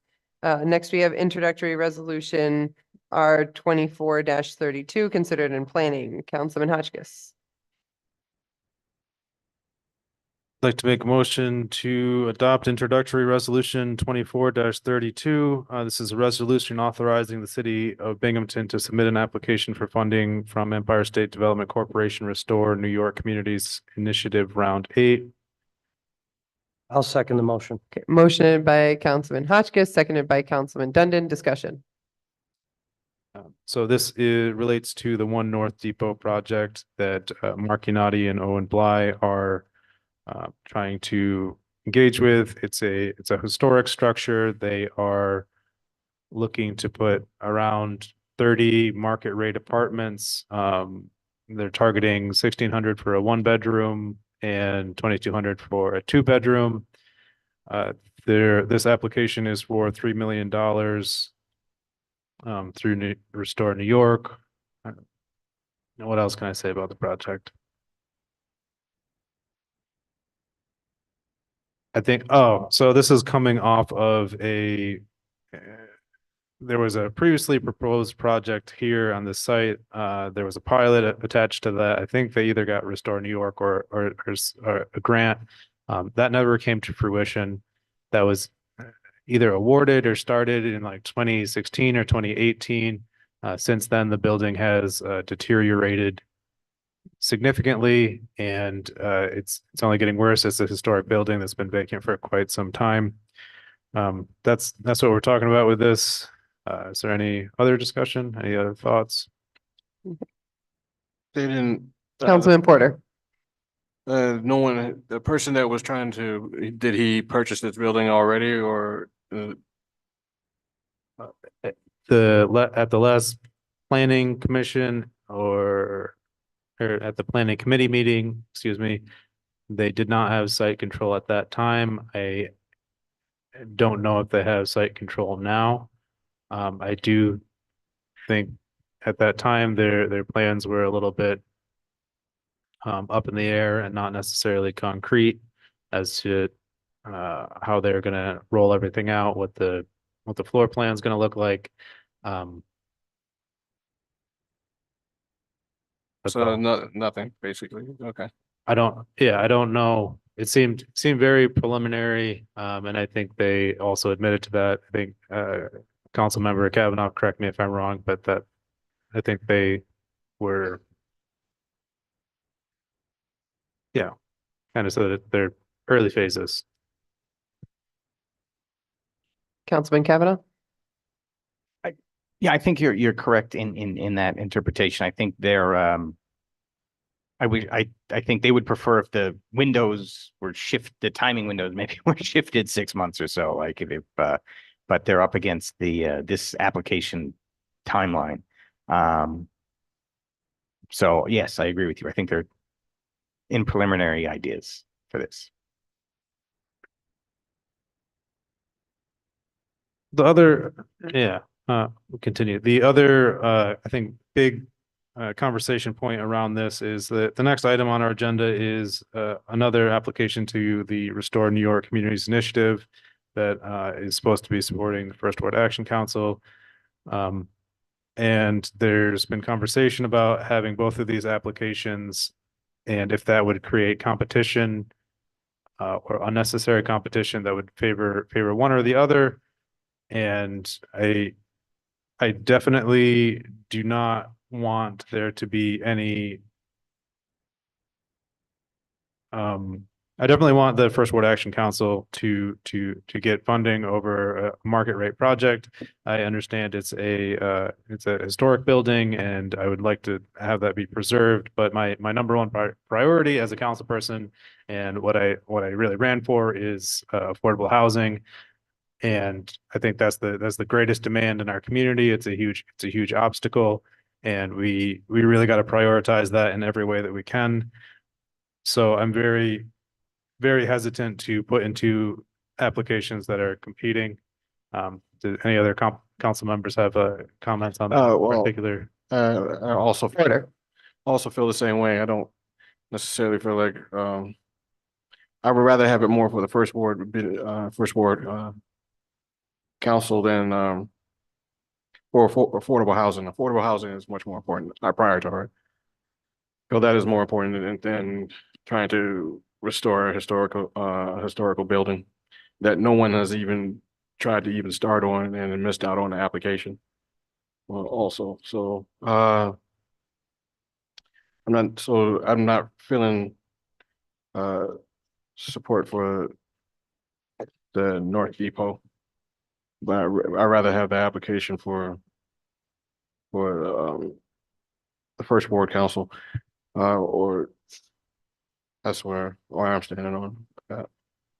Thank you. Is there any other conversation about I know you guys were digging into that further. Yes, so I mean it was it's been a policy whirlwind on this one. So, when this dual application, right, so just let me try and frame this.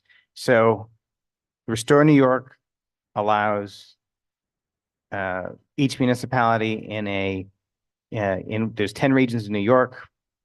We have Empire State Development reps for each region. There's 10 regions. And each municipality in the region can put forth one project in a Restore New York round of funding.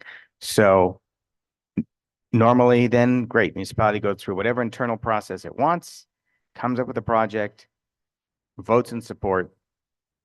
Here we go. Here's our project. We are in this weird situation, which threw some of the folks at the state for a loop when we started asking questions.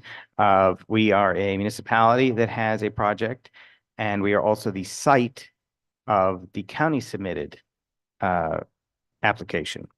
And earlier on in the program's history, it wasn't so common for counties and such to submit, but they are able to submit, and it's becoming less uncommon now.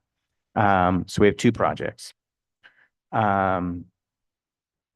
Because of the nature of the First Word Action Council project, particularly dealing with lead abatement and such, what the county has expertise in, because there are many, many years of lead abatement programs and such, they are probably the best municipality for that application. So the county submitted application is going to be the First Word Action Council project, but we as host municipality will be, can submit and need to submit a resolution support. The Binghamton project is the One North Depot Street project. Both of them meet different, but in my opinion, anyway, they're different, very different, but both in their own ways fulfill a lot of what Restore New York is meant to address. Restore New York is dealing with underutilized, blighted properties, restoring them, giving them new life and affordable housing on one end. That's First Word Action Council program.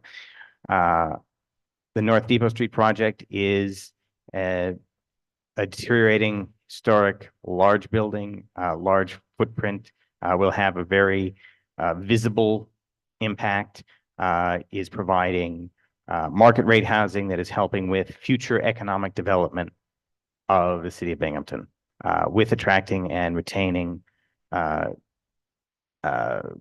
more professional workers. So that's also a different kind of pillar of the Restore New York program. So they're both, I think, in the eyes of the Restore New York folks, good projects. And if we only had to submit one, either one would be good. But we're forced to look at both of them at the same time. And the kind of original approach I think, to the planning committee and council as a whole was, these are both good projects. Let's look at them like that as good individual projects and put them forth and let the state sort it out. And hopefully we'll get funding for both. Well, when you start pestering the state a little bit, how does this process really work? All right, so this round of funding, there is only $60 million allocated across the state. Earlier, I said that there's 10 regions. We are not the largest, we are not the smallest, but our region is 10 counties. So you have, say that 60 million is averaged out across the 10 regions. And we have, I believe, 10 counties in our region. So that's $6 million spread across just our region that is like 10 counties. What are the chances?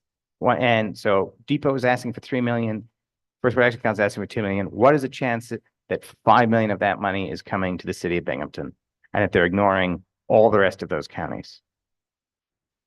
I think that puts a real a real roadblock into just saying, let's push them forward. Let's let them have out, let the process happen. And let's also cross our fingers we get funding for both. Because I think it is extremely unlikely that we will get funding for both. And in talking with our local ESD rep, I mean, he almost seemed shocked that we were asking for max funding. I think they would smile on, in this round of funding, and this is like reading tea leaves a little bit. It's hard. It's putting your finger up and, judging the direction of the wind a little bit. But it sounds like they would be, in this round of funding, it's limited. And in the application process packet, they said, look, things are limited this time around. I think they would have been more in favor of some smaller projects and funding more smaller projects maybe this round. But we're asking for 2 big projects to get cited, not just in our region, or I'm sorry, not just in our county, but in our city.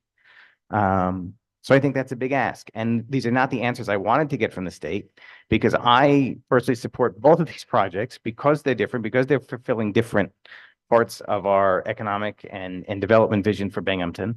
I think they're both good projects. And all other things being equal, I would try and support them both and trying to get them to go through, but it's not equal. We're looking at a very limited pool of money. And I was, my personal approach to this would be, hey, we support, just what I said. We support both of these. I support both of these. We support both of these. I think Depot Street is something that's addressing an emerging need, a future need, an economic development goal. First Ward Action Council is addressing an acute need in our community, something we absolutely need right now. That is a focus that many of us ran on, many of us are concerned with in the activities in our daily lives. So that is our acute need and our acute preference. So I wish we could put together a piece of legislation that said that and sent that forward, but that does not seem to float well with the process. It interrupts the process a little bit. So I think we're left with this sucky decision of whether we support, of needing to support one or the other. That was maybe the longest I've talked. That was a great explanation, though. And Explanation of it. Okay. But the Councilman Porter. I'm just worried for the risk. It sounds like the risk is much a greater risk of losing it in the process of trying to submit both as opposed to the one. You don't know. It's sort of there's some degree to which this whole thing is a black box, right? You put the application in, it goes, in theory, these things are scored, on merits. And, but there's, who knows? There's stuff we don't know about. I find it state level politics. There's all kinds of stuff going on all the time. So I really feel we can, it's probably only wise of us to put forth one very large project and not 2, probably in this round. Yeah, which I'm in agreement with, and the one I rather would be the one that seems to be screaming for people to have is the affordable housing. It's just screaming that I would think we will most likely would get that, in hopes to get that. Would be, I'm thinking the state would probably actually push for it to have that one thing for affordable housing, which means the First Ward Action Council will be getting that application. Councilman Coste has got his hand up. Yeah, and so the way I think about it is, I'm going to make a baseball reference. I'm a baseball guy. You go to bat twice, you have more chance to get a hit than if you just go to bat once. I mean, we might as well go for the funding. This is a resolution to ask for the funding.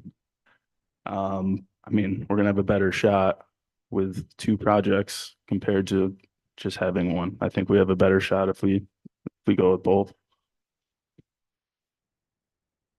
Any further discussion? Councilman Kavanaugh. You might be right. You might be right. I you might be right that that's the right frame of reference to take, and that it's not hurting your, it's not hurting your second batter. Your first batter is not hurting your second batter. I don't know. Essentially, does that make any sense? Possible. And I think that's what the mayor and the county executive would be telling us. I'd like or- to add or into, urging us. I mean, the depot projects, I mean, it's a perfect project for this. It's a historical building that's deteriorating. If we don't do anything with this, a couple of years from now, are we a couple $100,000 in the hole demolishing a historic building that's in our area when we could put housing there for people to live? So Yeah, but it's marketing housing. In other words, it's not. People still need a place to live in Binghamton. Yeah, but There's I'd people rather that have a- don't I- qualify for. Oh, one at a time, one at a time. Then you- I'd I'll rather let have- Councilman Costi, you can finish your remarks and then I'll call in Councilman Porter. Go ahead. Councilman Porter. I thought he finished. Has he finished? You finished? Okay. I just find it seems to be more important to me that people in need affordable housing. People, market housing, who are you gonna get here to stay here? Most of the people don't even want to stay here. And so the people that is in need is the ones that you need to, I feel is triage. I'd rather get it's triage. So coming from a person with some medical background on dealing with EMT, when you walk up on the scene, and especially a mass casualty incident, if you already got somebody dead, you already tagged them black, let it go. But if you got somebody that's somewhat yellow or red, then you just go ahead and fix that problem. And the red is the affordable housing. Councilman Dundon. So the way I look at it is similar to Councilman Costi. If you're out looking for a job, you don't just put one application in and hope one employer calls you back. You put out as many applications as you can and you hope that one of them will call you back. And obviously, if Mark Yanati is still in the preliminary phases, he probably won't end up having the process and the paperwork all the way done to get the project over the First Ward Action Council, but I think we have more chances of getting at least something with two projects than only banking on one and ending up with nothing. Councilman Porter and then Councilman Hotchkiss. I understand what you're saying. It does make sense to do that, but I always feel that when you put it at a risk like that, there's a risk that either one of them will be the one that goes, and most likely the one that usually seems to mess people over. It's the one that ends up going towards the people who have a market value. But the whole thing is, I understand having putting those two applications in. I just don't see how anybody will actually want to push behind the affordable for affordable housing unless you just have that just straight here. I need this. Councilman Hotchkiss. And then Councilwoman Middleton after Councilman Hotchkiss. So in the situation where we submit two applications and there's and One North Depot gets funded and First Ward Action Council doesn't get funded. So in that situation, I think everybody still recognizes that there's a lot of risk still associated with that project, and we'd be pursuing that risk for people that aren't the most marginalized, that don't have the most demand for housing. We can look at statistics all day and I can prove to you that the greatest demand is in affordable housing. I think Owen is new to development. I believe he's ever taken on a project near this magnitude. I know Mark has had successes, but he's also had projects fall through. So if we compare that partnership versus Jerry, who I can't think of a project that Jerry has missed on. Like I've never heard an announcement of a First Ward Action Council project that fell through. I think he's very proficient and he has a good reputation with like anybody that we talk to that he's successful at what he does and he does it well. And I really, I put out put it out there that if they could add some affordable units on their 30, whether that's 5 or 10, I'd gladly support it because I just want to add affordable units wherever possible. They shot that down. I know there's part of this RFP. You actually get money. You get twice as much money per unit if you are adding affordable units. If you're building affordable units, I should say. And I think the difference is 75,000 versus 150,000. So I really, I lean towards filling the most demand, and if there was a scenario where we were submitting both applications, I'd want both of them to have some commitment to affordable housing, even if it's only like 5 units. I just gotta keep, I want to chip away at that as in every way possible. And if that project does go through and they keep coming back, I'd probably make a push to add inclusionary zoning as a law that as a local law, so that there's a requirement for market rate projects to add affordable units all across the city. So that's my thought on that. So we had Councilwoman Middleton and then we have Councilman Dundon. I don't, there's so much to unpack. I've been looking at this, a few perspectives. If we don't do this, we're not sure actually if it's gonna get funded or not. So, that's one thing. And I think we all need to kind of take that. We're not sure if either project's gonna get funded. So we're not sure on that. Just a few things. One, if one depot doesn't get funded or what happens to it, like they said earlier, we might be on, the city might be on the cost for it because it needs to be demolished. There's no roof there in the back. So it is a nice, go ahead. Were you going to say something? Go ahead, really quick. I think the mayor pointed out in an email, I think everybody was included, that it's like it's in rough shape, but it's not an imminent collapse situation. Okay. I think that was clear. Was that clear to everybody? There was a code inspector or building inspector that. Well, from what my perspective of it, I thought that there's no roof there and that it's collapsing. But if I think the roof collapsed, but then the walls themselves, like the whole building is gonna have to get gutted. I think the only thing that's like salvageable is the bricks themselves, and I think they'll remain standing even if the rest of the roof goes through.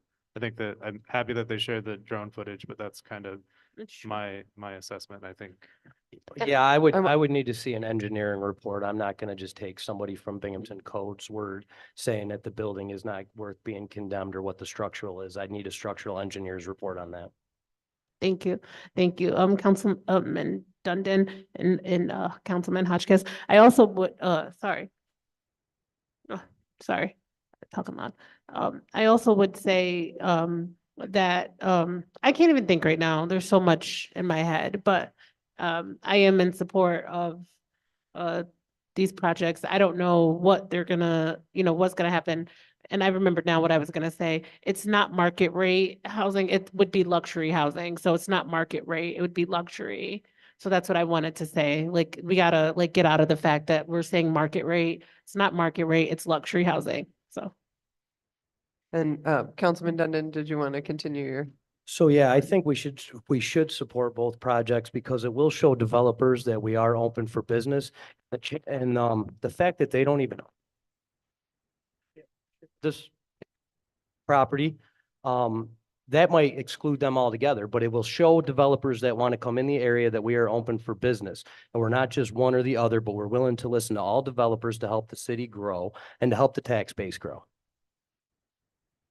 Thank you. Is there any further discussion?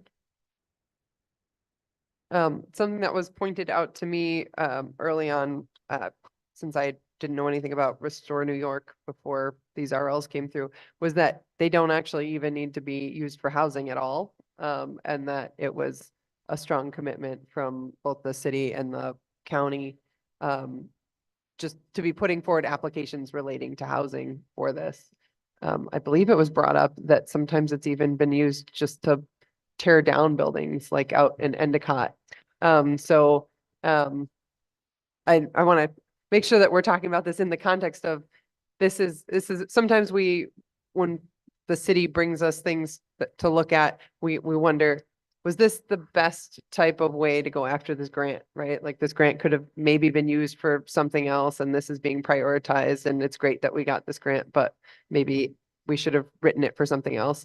So I want to take a second to be grateful that both projects, which were both spearheaded by the city, even though the county is taking lead, are about housing, which is, I think, just a positive thing to take note of.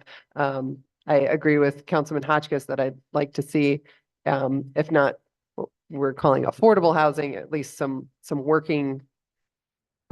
workforce housing, I think is what they were calling, some more affordable units, even if it's not for the most not the most deeply affordable.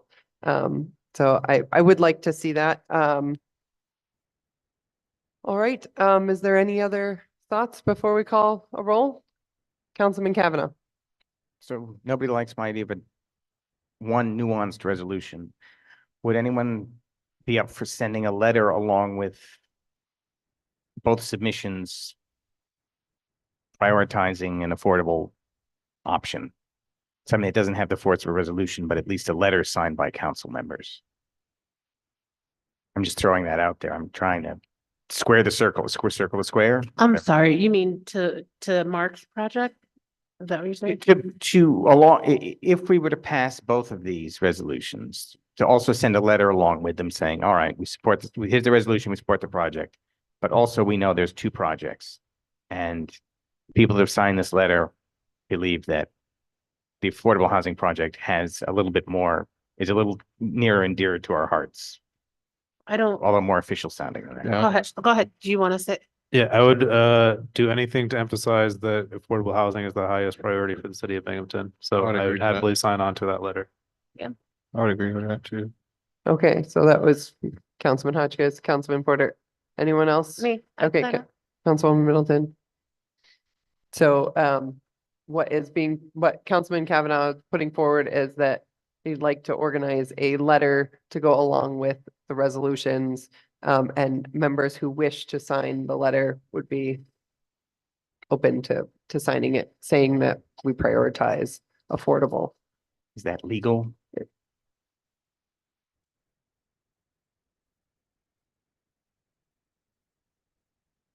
It will be individual members signing, Yeah.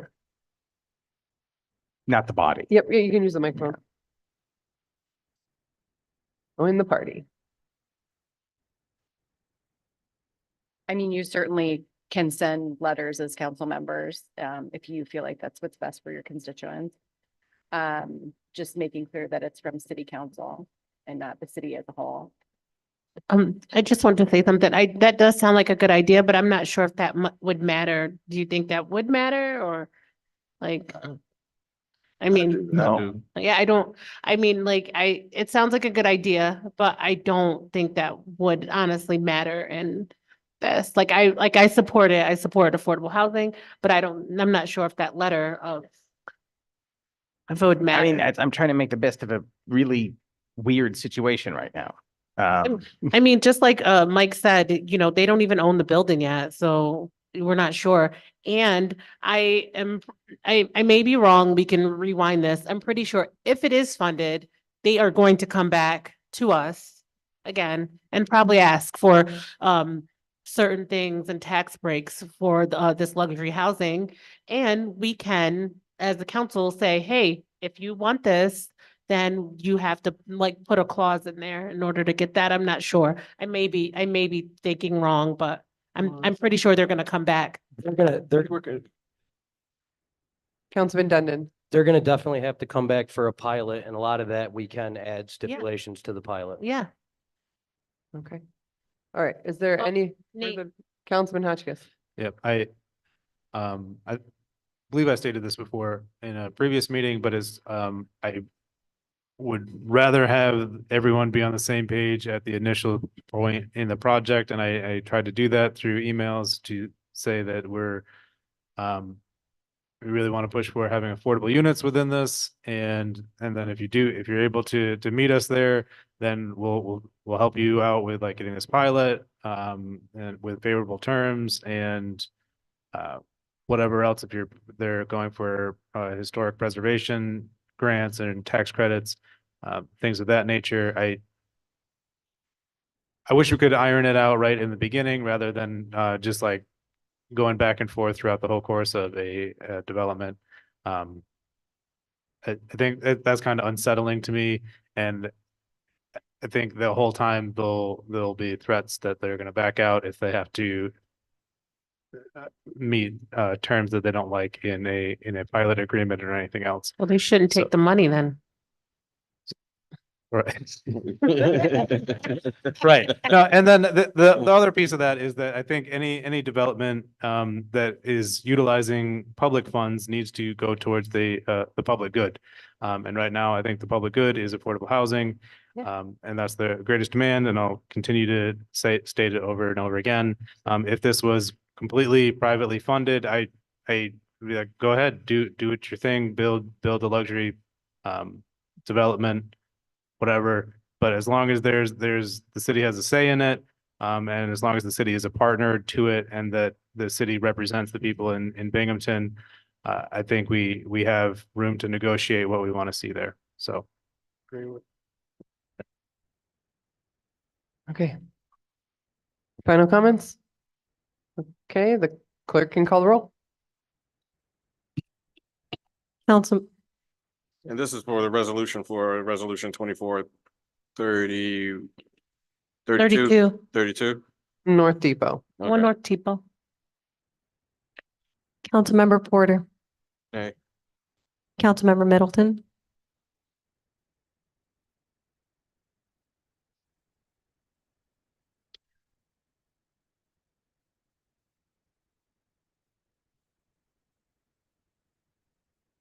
I'm sorry, give me just a moment. I'm still thinking. Can you come back to me or no? No? Okay. You want more time to think? We can take Yes, a bio would. break. Huh? Or we're in the middle of a roll call. Can we take a mid-vote bio break? Okay. No, okay, Okay, that's fine. well, Just give me a moment. That's fine. Oh, Yeah. okay. I have to go too. We can't in the middle of a vote. That's fine.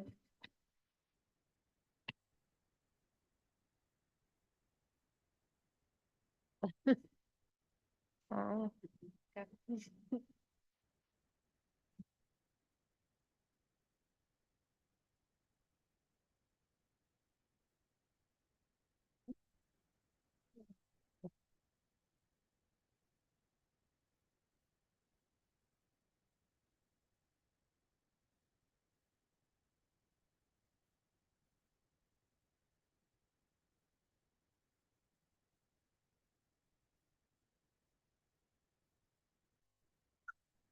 I'm still waiting on me. I'm still thinking. I'm sorry. Give me one more minute. Huh? Okay.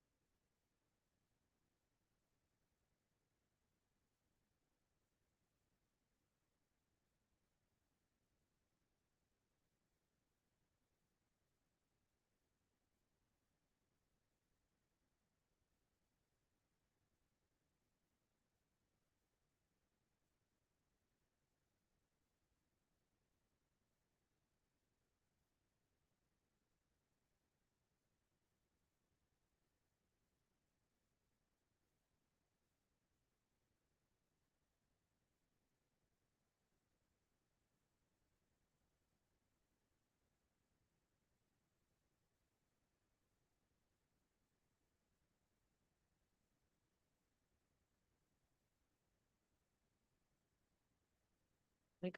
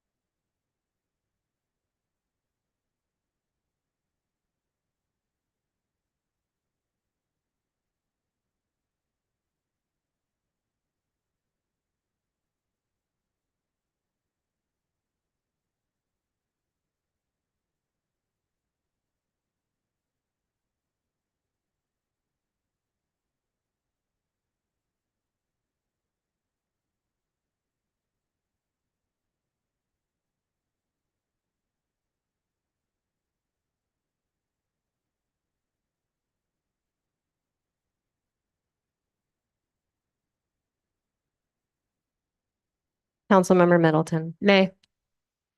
Councilmember Kavanaugh, Aye. Councilmember Dundon, Aye. Councilmember Costi, Aye. Councilmember Hotchkiss, Nay. Council President Matavetsky. You gotta make them hard decisions.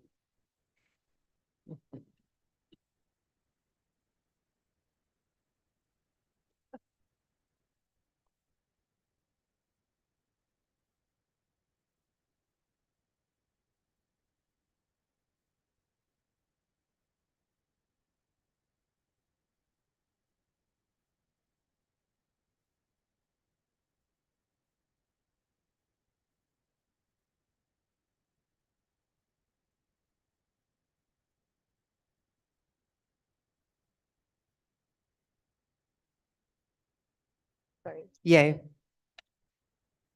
That's 4-3. Thank you. All right, the resolution passes. All right, next we have introductory resolution R 24-33 considered in planning. Councilman Hotchkiss.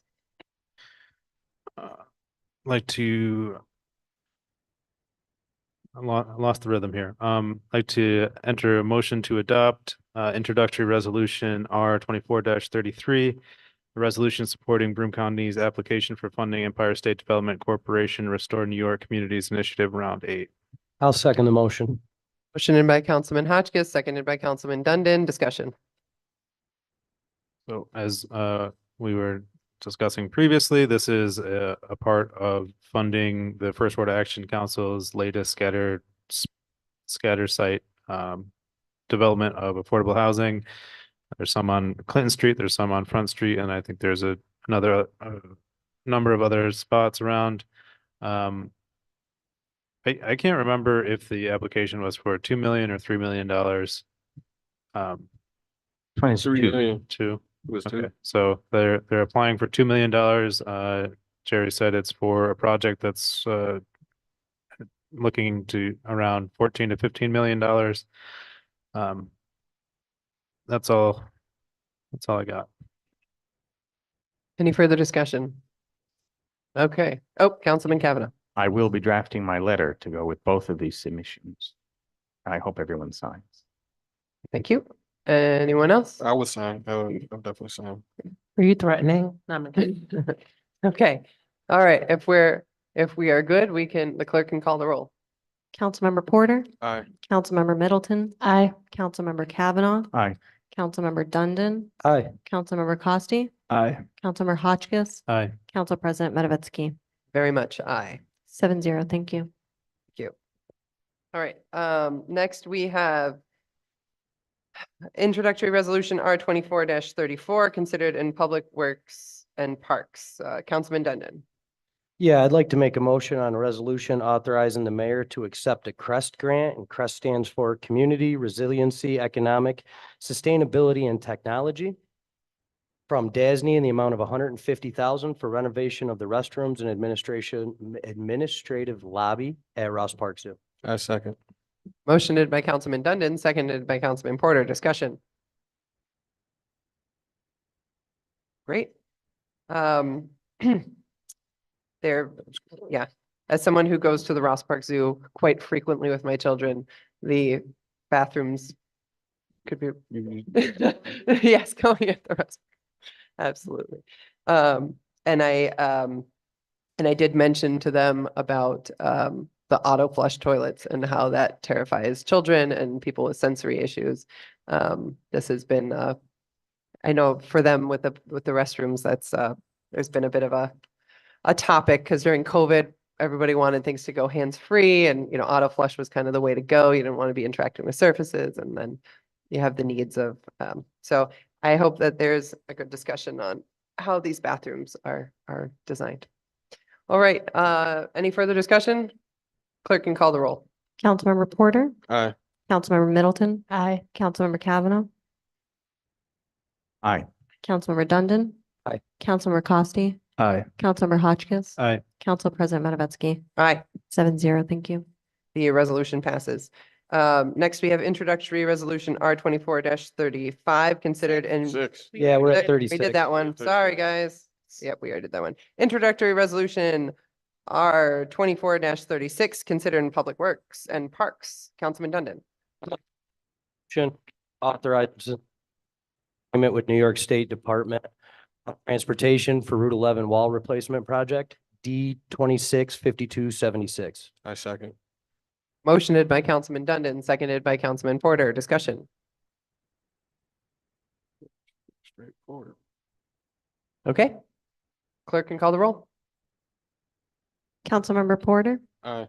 Councilmember Middleton, Hi. Councilmember Kavanaugh, Councilmember Dundon, Aye. Councilmember Costi, Aye. Councilmember Hotchkiss, Aye. Council President Matavetsky. Aye. Thank you. The resolution passes. Next, we have introductory resolution R 24-37, considered in finance. And I will hand things over to Councilman Kavanaugh. The last one.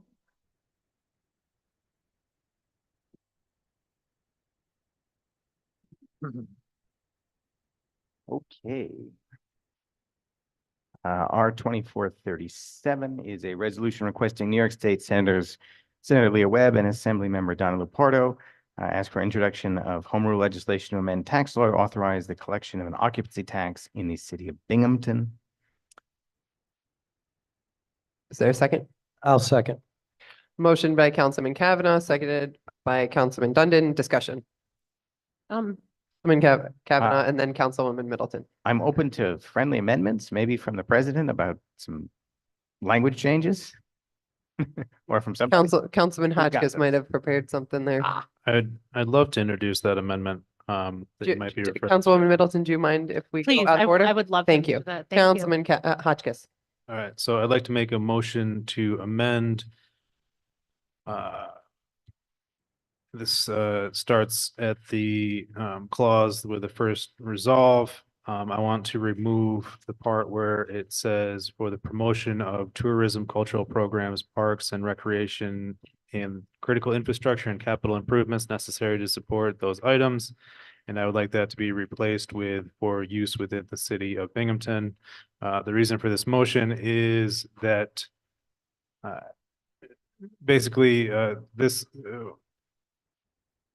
was brought to us on Monday. This has been expedited very quickly, and I think this is a pretty big change. I think we just need to pass this. My understanding is we just need to pass this resolution and state that it's in the city of Binghamton, and we can iron out exactly how we want this tax to be used on what allocations in a meeting in the next couple of days. And I think we should have further discussion on that. I know we had a lot of things to worry about, a lot of other items to consider, and I think we should just have a little bit more time to talk about the various items that we want identified for the expenditures. Our corporation council mentioned that it's actually in two places and that you should say the page number and paragraph.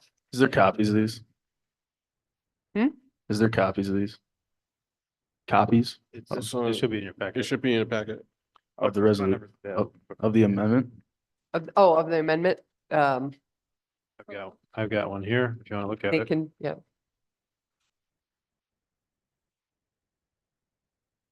Just so it's clear what y'all are voting on. I mean, you really should say what page, what paragraph, and what language you're taking out, what language you're replacing. Okay. I heard the language that was being taken out and replaced, but yes, the paragraph and page number. Yeah, the pair.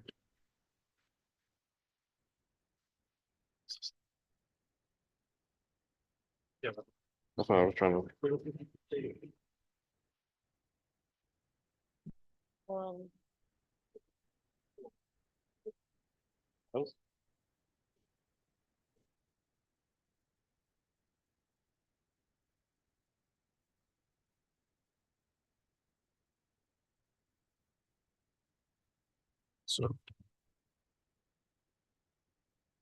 Yep, so this is paragraph 5 on page 1, and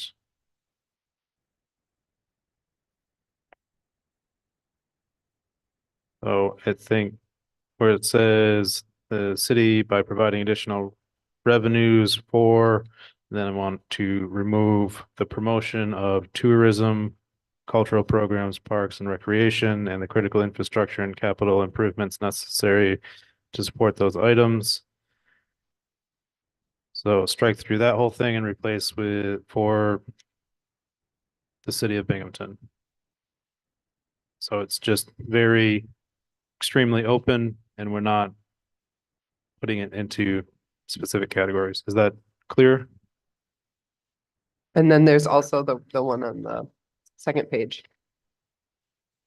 Second to last paragraph.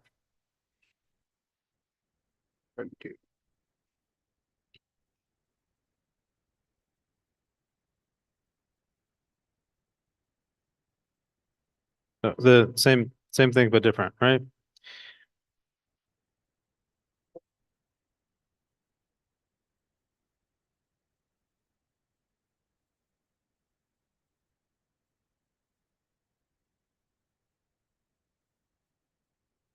So this is page 2, paragraph 1, 2, 3, 4. Council's suggesting that we vote on each amendment, even though they're interrelated Okay. paragraph, like they're bookends on the same topic.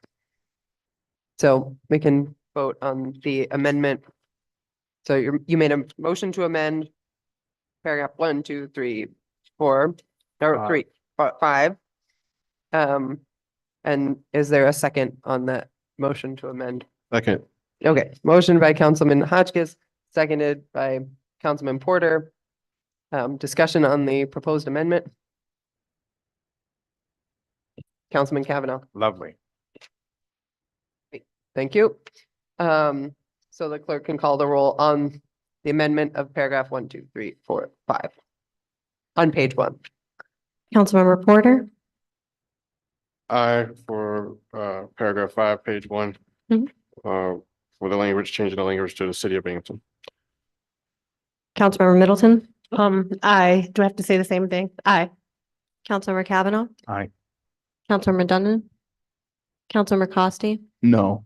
Councilmember Hotchkiss, Aye. Council President Matavetsky. Aye. It's 5-2, thank you. Great, thank you. Do you have an additional amendment? Yep. I'd like to make a motion to amend paragraph 9, starting with like to strike through, so right after where it says revenues, revenues shall be allocated. Here, let me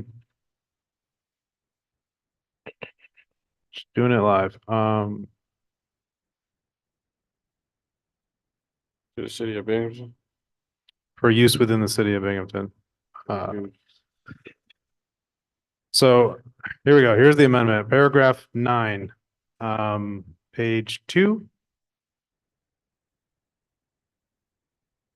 Of such revenues shall be allocated.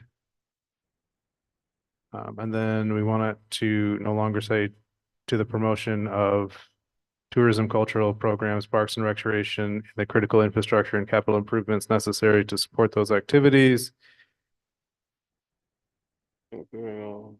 including all financial costs and obligations incurred by the city related to the creation of those events and activities. So determined by the city of Binghamton. And I want it to be replaced with for use within the city of Binghamton. So I've got this crossed out. It's this around if anybody wants to look at it, but it's the same thing as the other amendment. Thank you. So the motion did page 2. Either you want to say paragraph 9 or paragraph 1, 2, 3 on page 2. Is there a second? I second. Motioned by Councilman Hotchkiss, seconded by Councilman Porter. Discussion on the amendment. Anything? Okay. Clerk can call the roll. Councilmember Porter, Aye. Councilmember Middleton, Aye. Councilmember Kavanaugh, Aye. Councilmember Dundon, Nay. Councilmember Costi, No. Councilmember Hotchkiss, Aye. Council President Matavetsky. Aye. Thank you. It's 5-2. Great, thank you. So now, do we want to go back to a discussion on the the whole thing as amended? Sure. I'll say, I think for right now, we just have to, put that in and then we can make the amendments after. So it's just putting it in. I know that New York City, I looked up occupancy tax in New York City, they do it. It's a lot of places that do use occupancy tax. However, we can amend it to what we think, it could be used for or what it can be used for. But, an occupancy tax is not uncommon, so. And to clarify, for people watching at home, the occupancy tax needs to both be, there needs to be resolutions both from city council and a letter from the mayor's office, that those two things are going to need to match. The resolution tonight just kicks off the process. We will need to determine a fund, and that fund needs to be agreed upon between council and the mayor. So whatever is determined. But I was instructed that the resolution that we passed tonight does not have to have that detail in it, although we need to quickly come to that. And there'll be a second resolution that will be passed at the end of the process, assuming that city council and the mayor can come to an agreement. That will then be voted on with the full description of how the money is going to be directed. I don't know if anyone has any other questions on this. But the basic idea is as originally brought was directed at tourism, but it doesn't have to be, and we're allowing for a broad discussion with the mayor on this. So, okay. With that, I guess unless anyone wants to say anything, clerk can call roll. I got one little thing. Okay, if Councilman we're- Hotchkiss. It's gonna sound like a broken record, but I think that if increasing revenues and raising taxes, I think we should be doing that with the intention of meeting the needs of our community, which is affordable housing. So in the event that we can both be addressing the debt burden on the stadium and also supporting the development and maintenance of affordable housing, I hope we can do that. So. That's all. Right, the clerk can call the roll. Councilmember Porter, Aye. Councilmember Middleton, Aye. Councilmember Kavanaugh, Aye. Councilmember Dundon, Aye. Councilmember Costi, Aye. Councilmember Hotchkiss, Aye. Council President Matavetsky. Aye. Thank you. That's 7-0. The resolution passes. Now we move on to communications from council. Let's start on this side. Let's start with Councilman Hotchkiss. Thank you, President Matvetsky. I'll start out with, there is going to be a block party on Liberty Street this Saturday at noon. This is being hosted by the Healthy Lifestyles Coalition that's based out of the Lee Barter Community Center. I think this is probably their first time I've ever heard of it. I'm excited for it. There's going to be mural painting and community members can come and participate in that. It's going to be outlined so you don't have to have necessarily like great skill with the paintbrush, but you can still join in a community effort to beautify that the community center. There's going to be a lot of other activities. I'm excited for it. Everybody's welcome to come. A few other things I've been working on. We keep talking about food carts and making them more viable in the city. I had a lot to talk about, and then I realized that our proposed changes to extend the hours for food carts wasn't on this agenda. Overall, just looking at some of the food cart restrictions in the city of Binghamton, I think we can make them more viable, and there's a lot more changes that we can offer to food carts and food trucks, and I think that would help increase the vibrancy of our city. One other thing that's going on, everybody continuously complains about blue bags.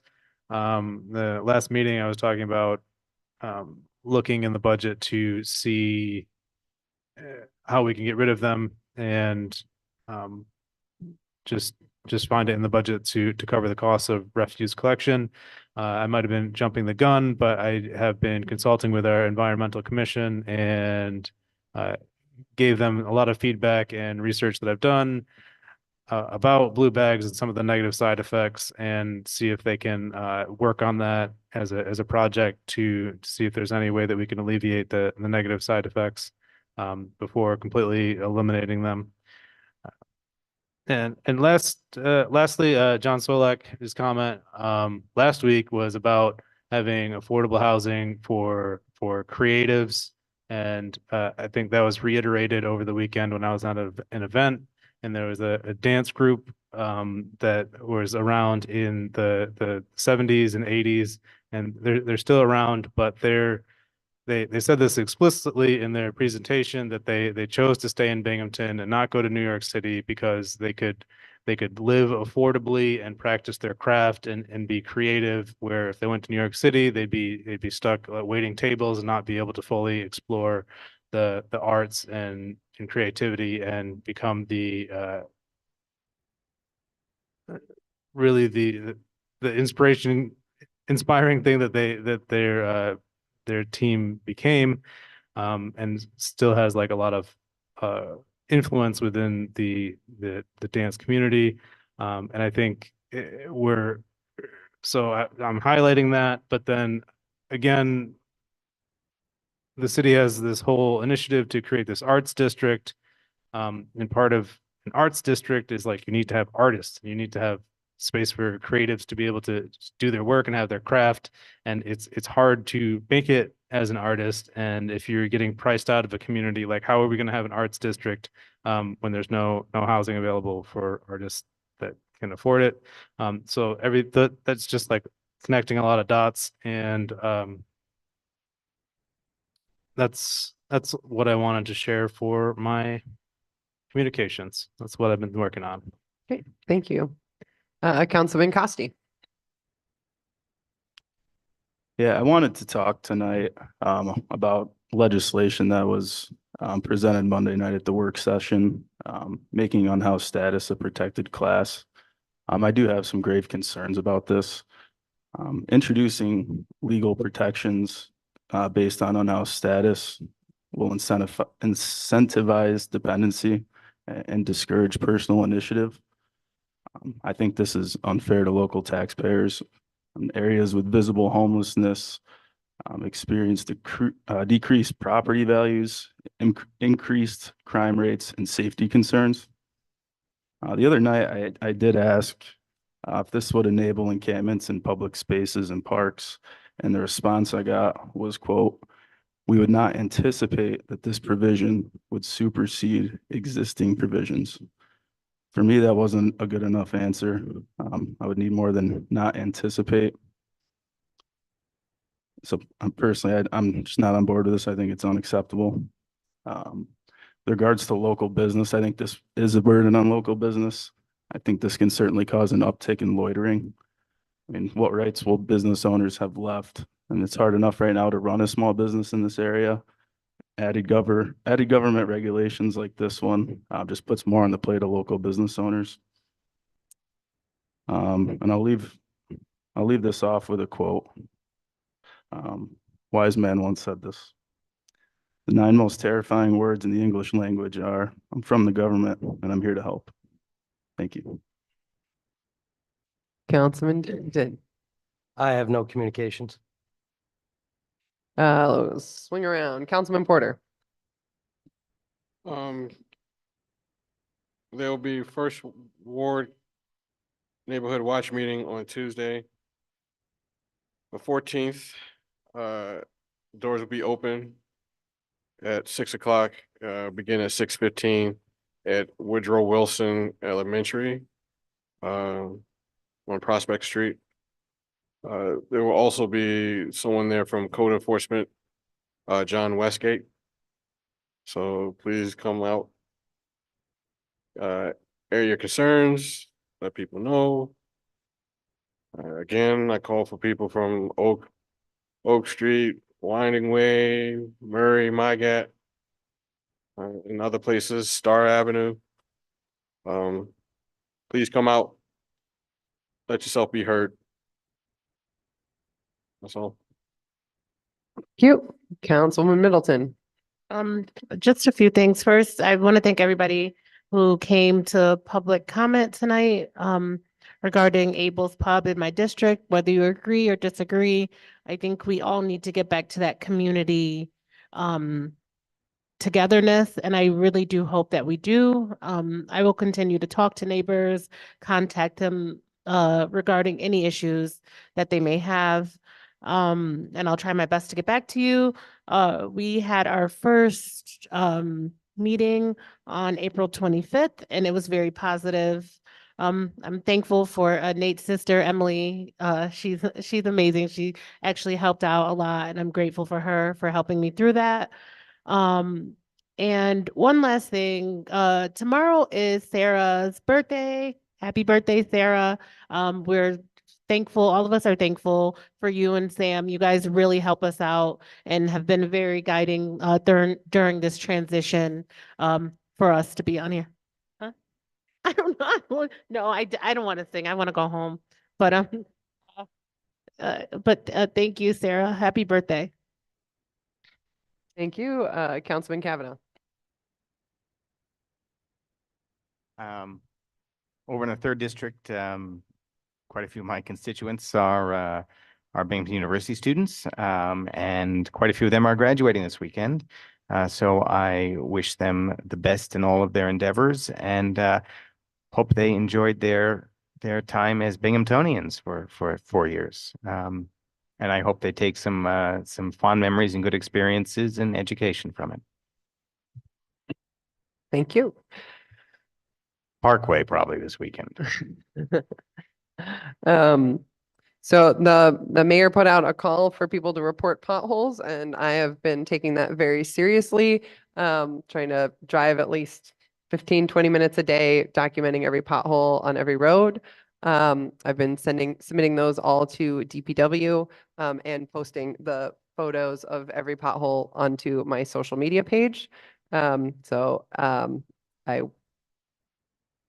working hard. I take it seriously that when I was campaigning, particularly in the east side, that I heard a lot of problems with potholes and the financial implications on imbalanced cars, pop tires, those types of things on some of particularly our working class people here in Binghamton. So I am out there dealing with potholes, reporting every single one. Serious about those potholes. You got some time on your hands. Kudos to you. 15-20 minutes a day, few roads, getting through them. The topic that I'm investigating and trying to learn a lot more about is our water payment and our water hearing system. This past week, I sat with a resident through their water hearing, and I'm learning a bit about that. I'm also communicating with other city councils on how they're handling water payment, water leaks, those types of issues. A lot of learning that needs to go and get into place, and hopefully it'll turn into either some sort of process improvement or legislation at the end. But for now, it's my deep dive. In terms of events coming up in District 5, we have Ross Park, May 12th, free admission for moms on Mother's Day. So if you haven't figured out what you're doing with your mom for Mother's Day, Ross Park Zoo, free for moms, and they're having some sort of little tables and things, special event going on. May 18th, at the Ross Park Zoo, they're having Loop the Lemur race. It's like how many laps can you do for many, many, many hours. But they do have a family fun run for those of us that aren't up for a multi-hour run. Discovery Center, May 17th, has their May 3rd Friday free admission night. So check their website for the details on the hours on that. And May 18th is Book Fest at the Discovery Center. And it is free with a library card from 10 a.m. to 2 p.m. And they're having all sorts of, I think, Tri-Cities Opera, I think, is going to be there. There's a bunch of different really cool extra stuff that's not usually at the Discovery Center. And with that, I will entertain a motion to adjourn. Was it first, second? Motion. I'll motion. I'll second. Whoa. Okay, motioned by Councilwoman Middleton, and I heard someone over here.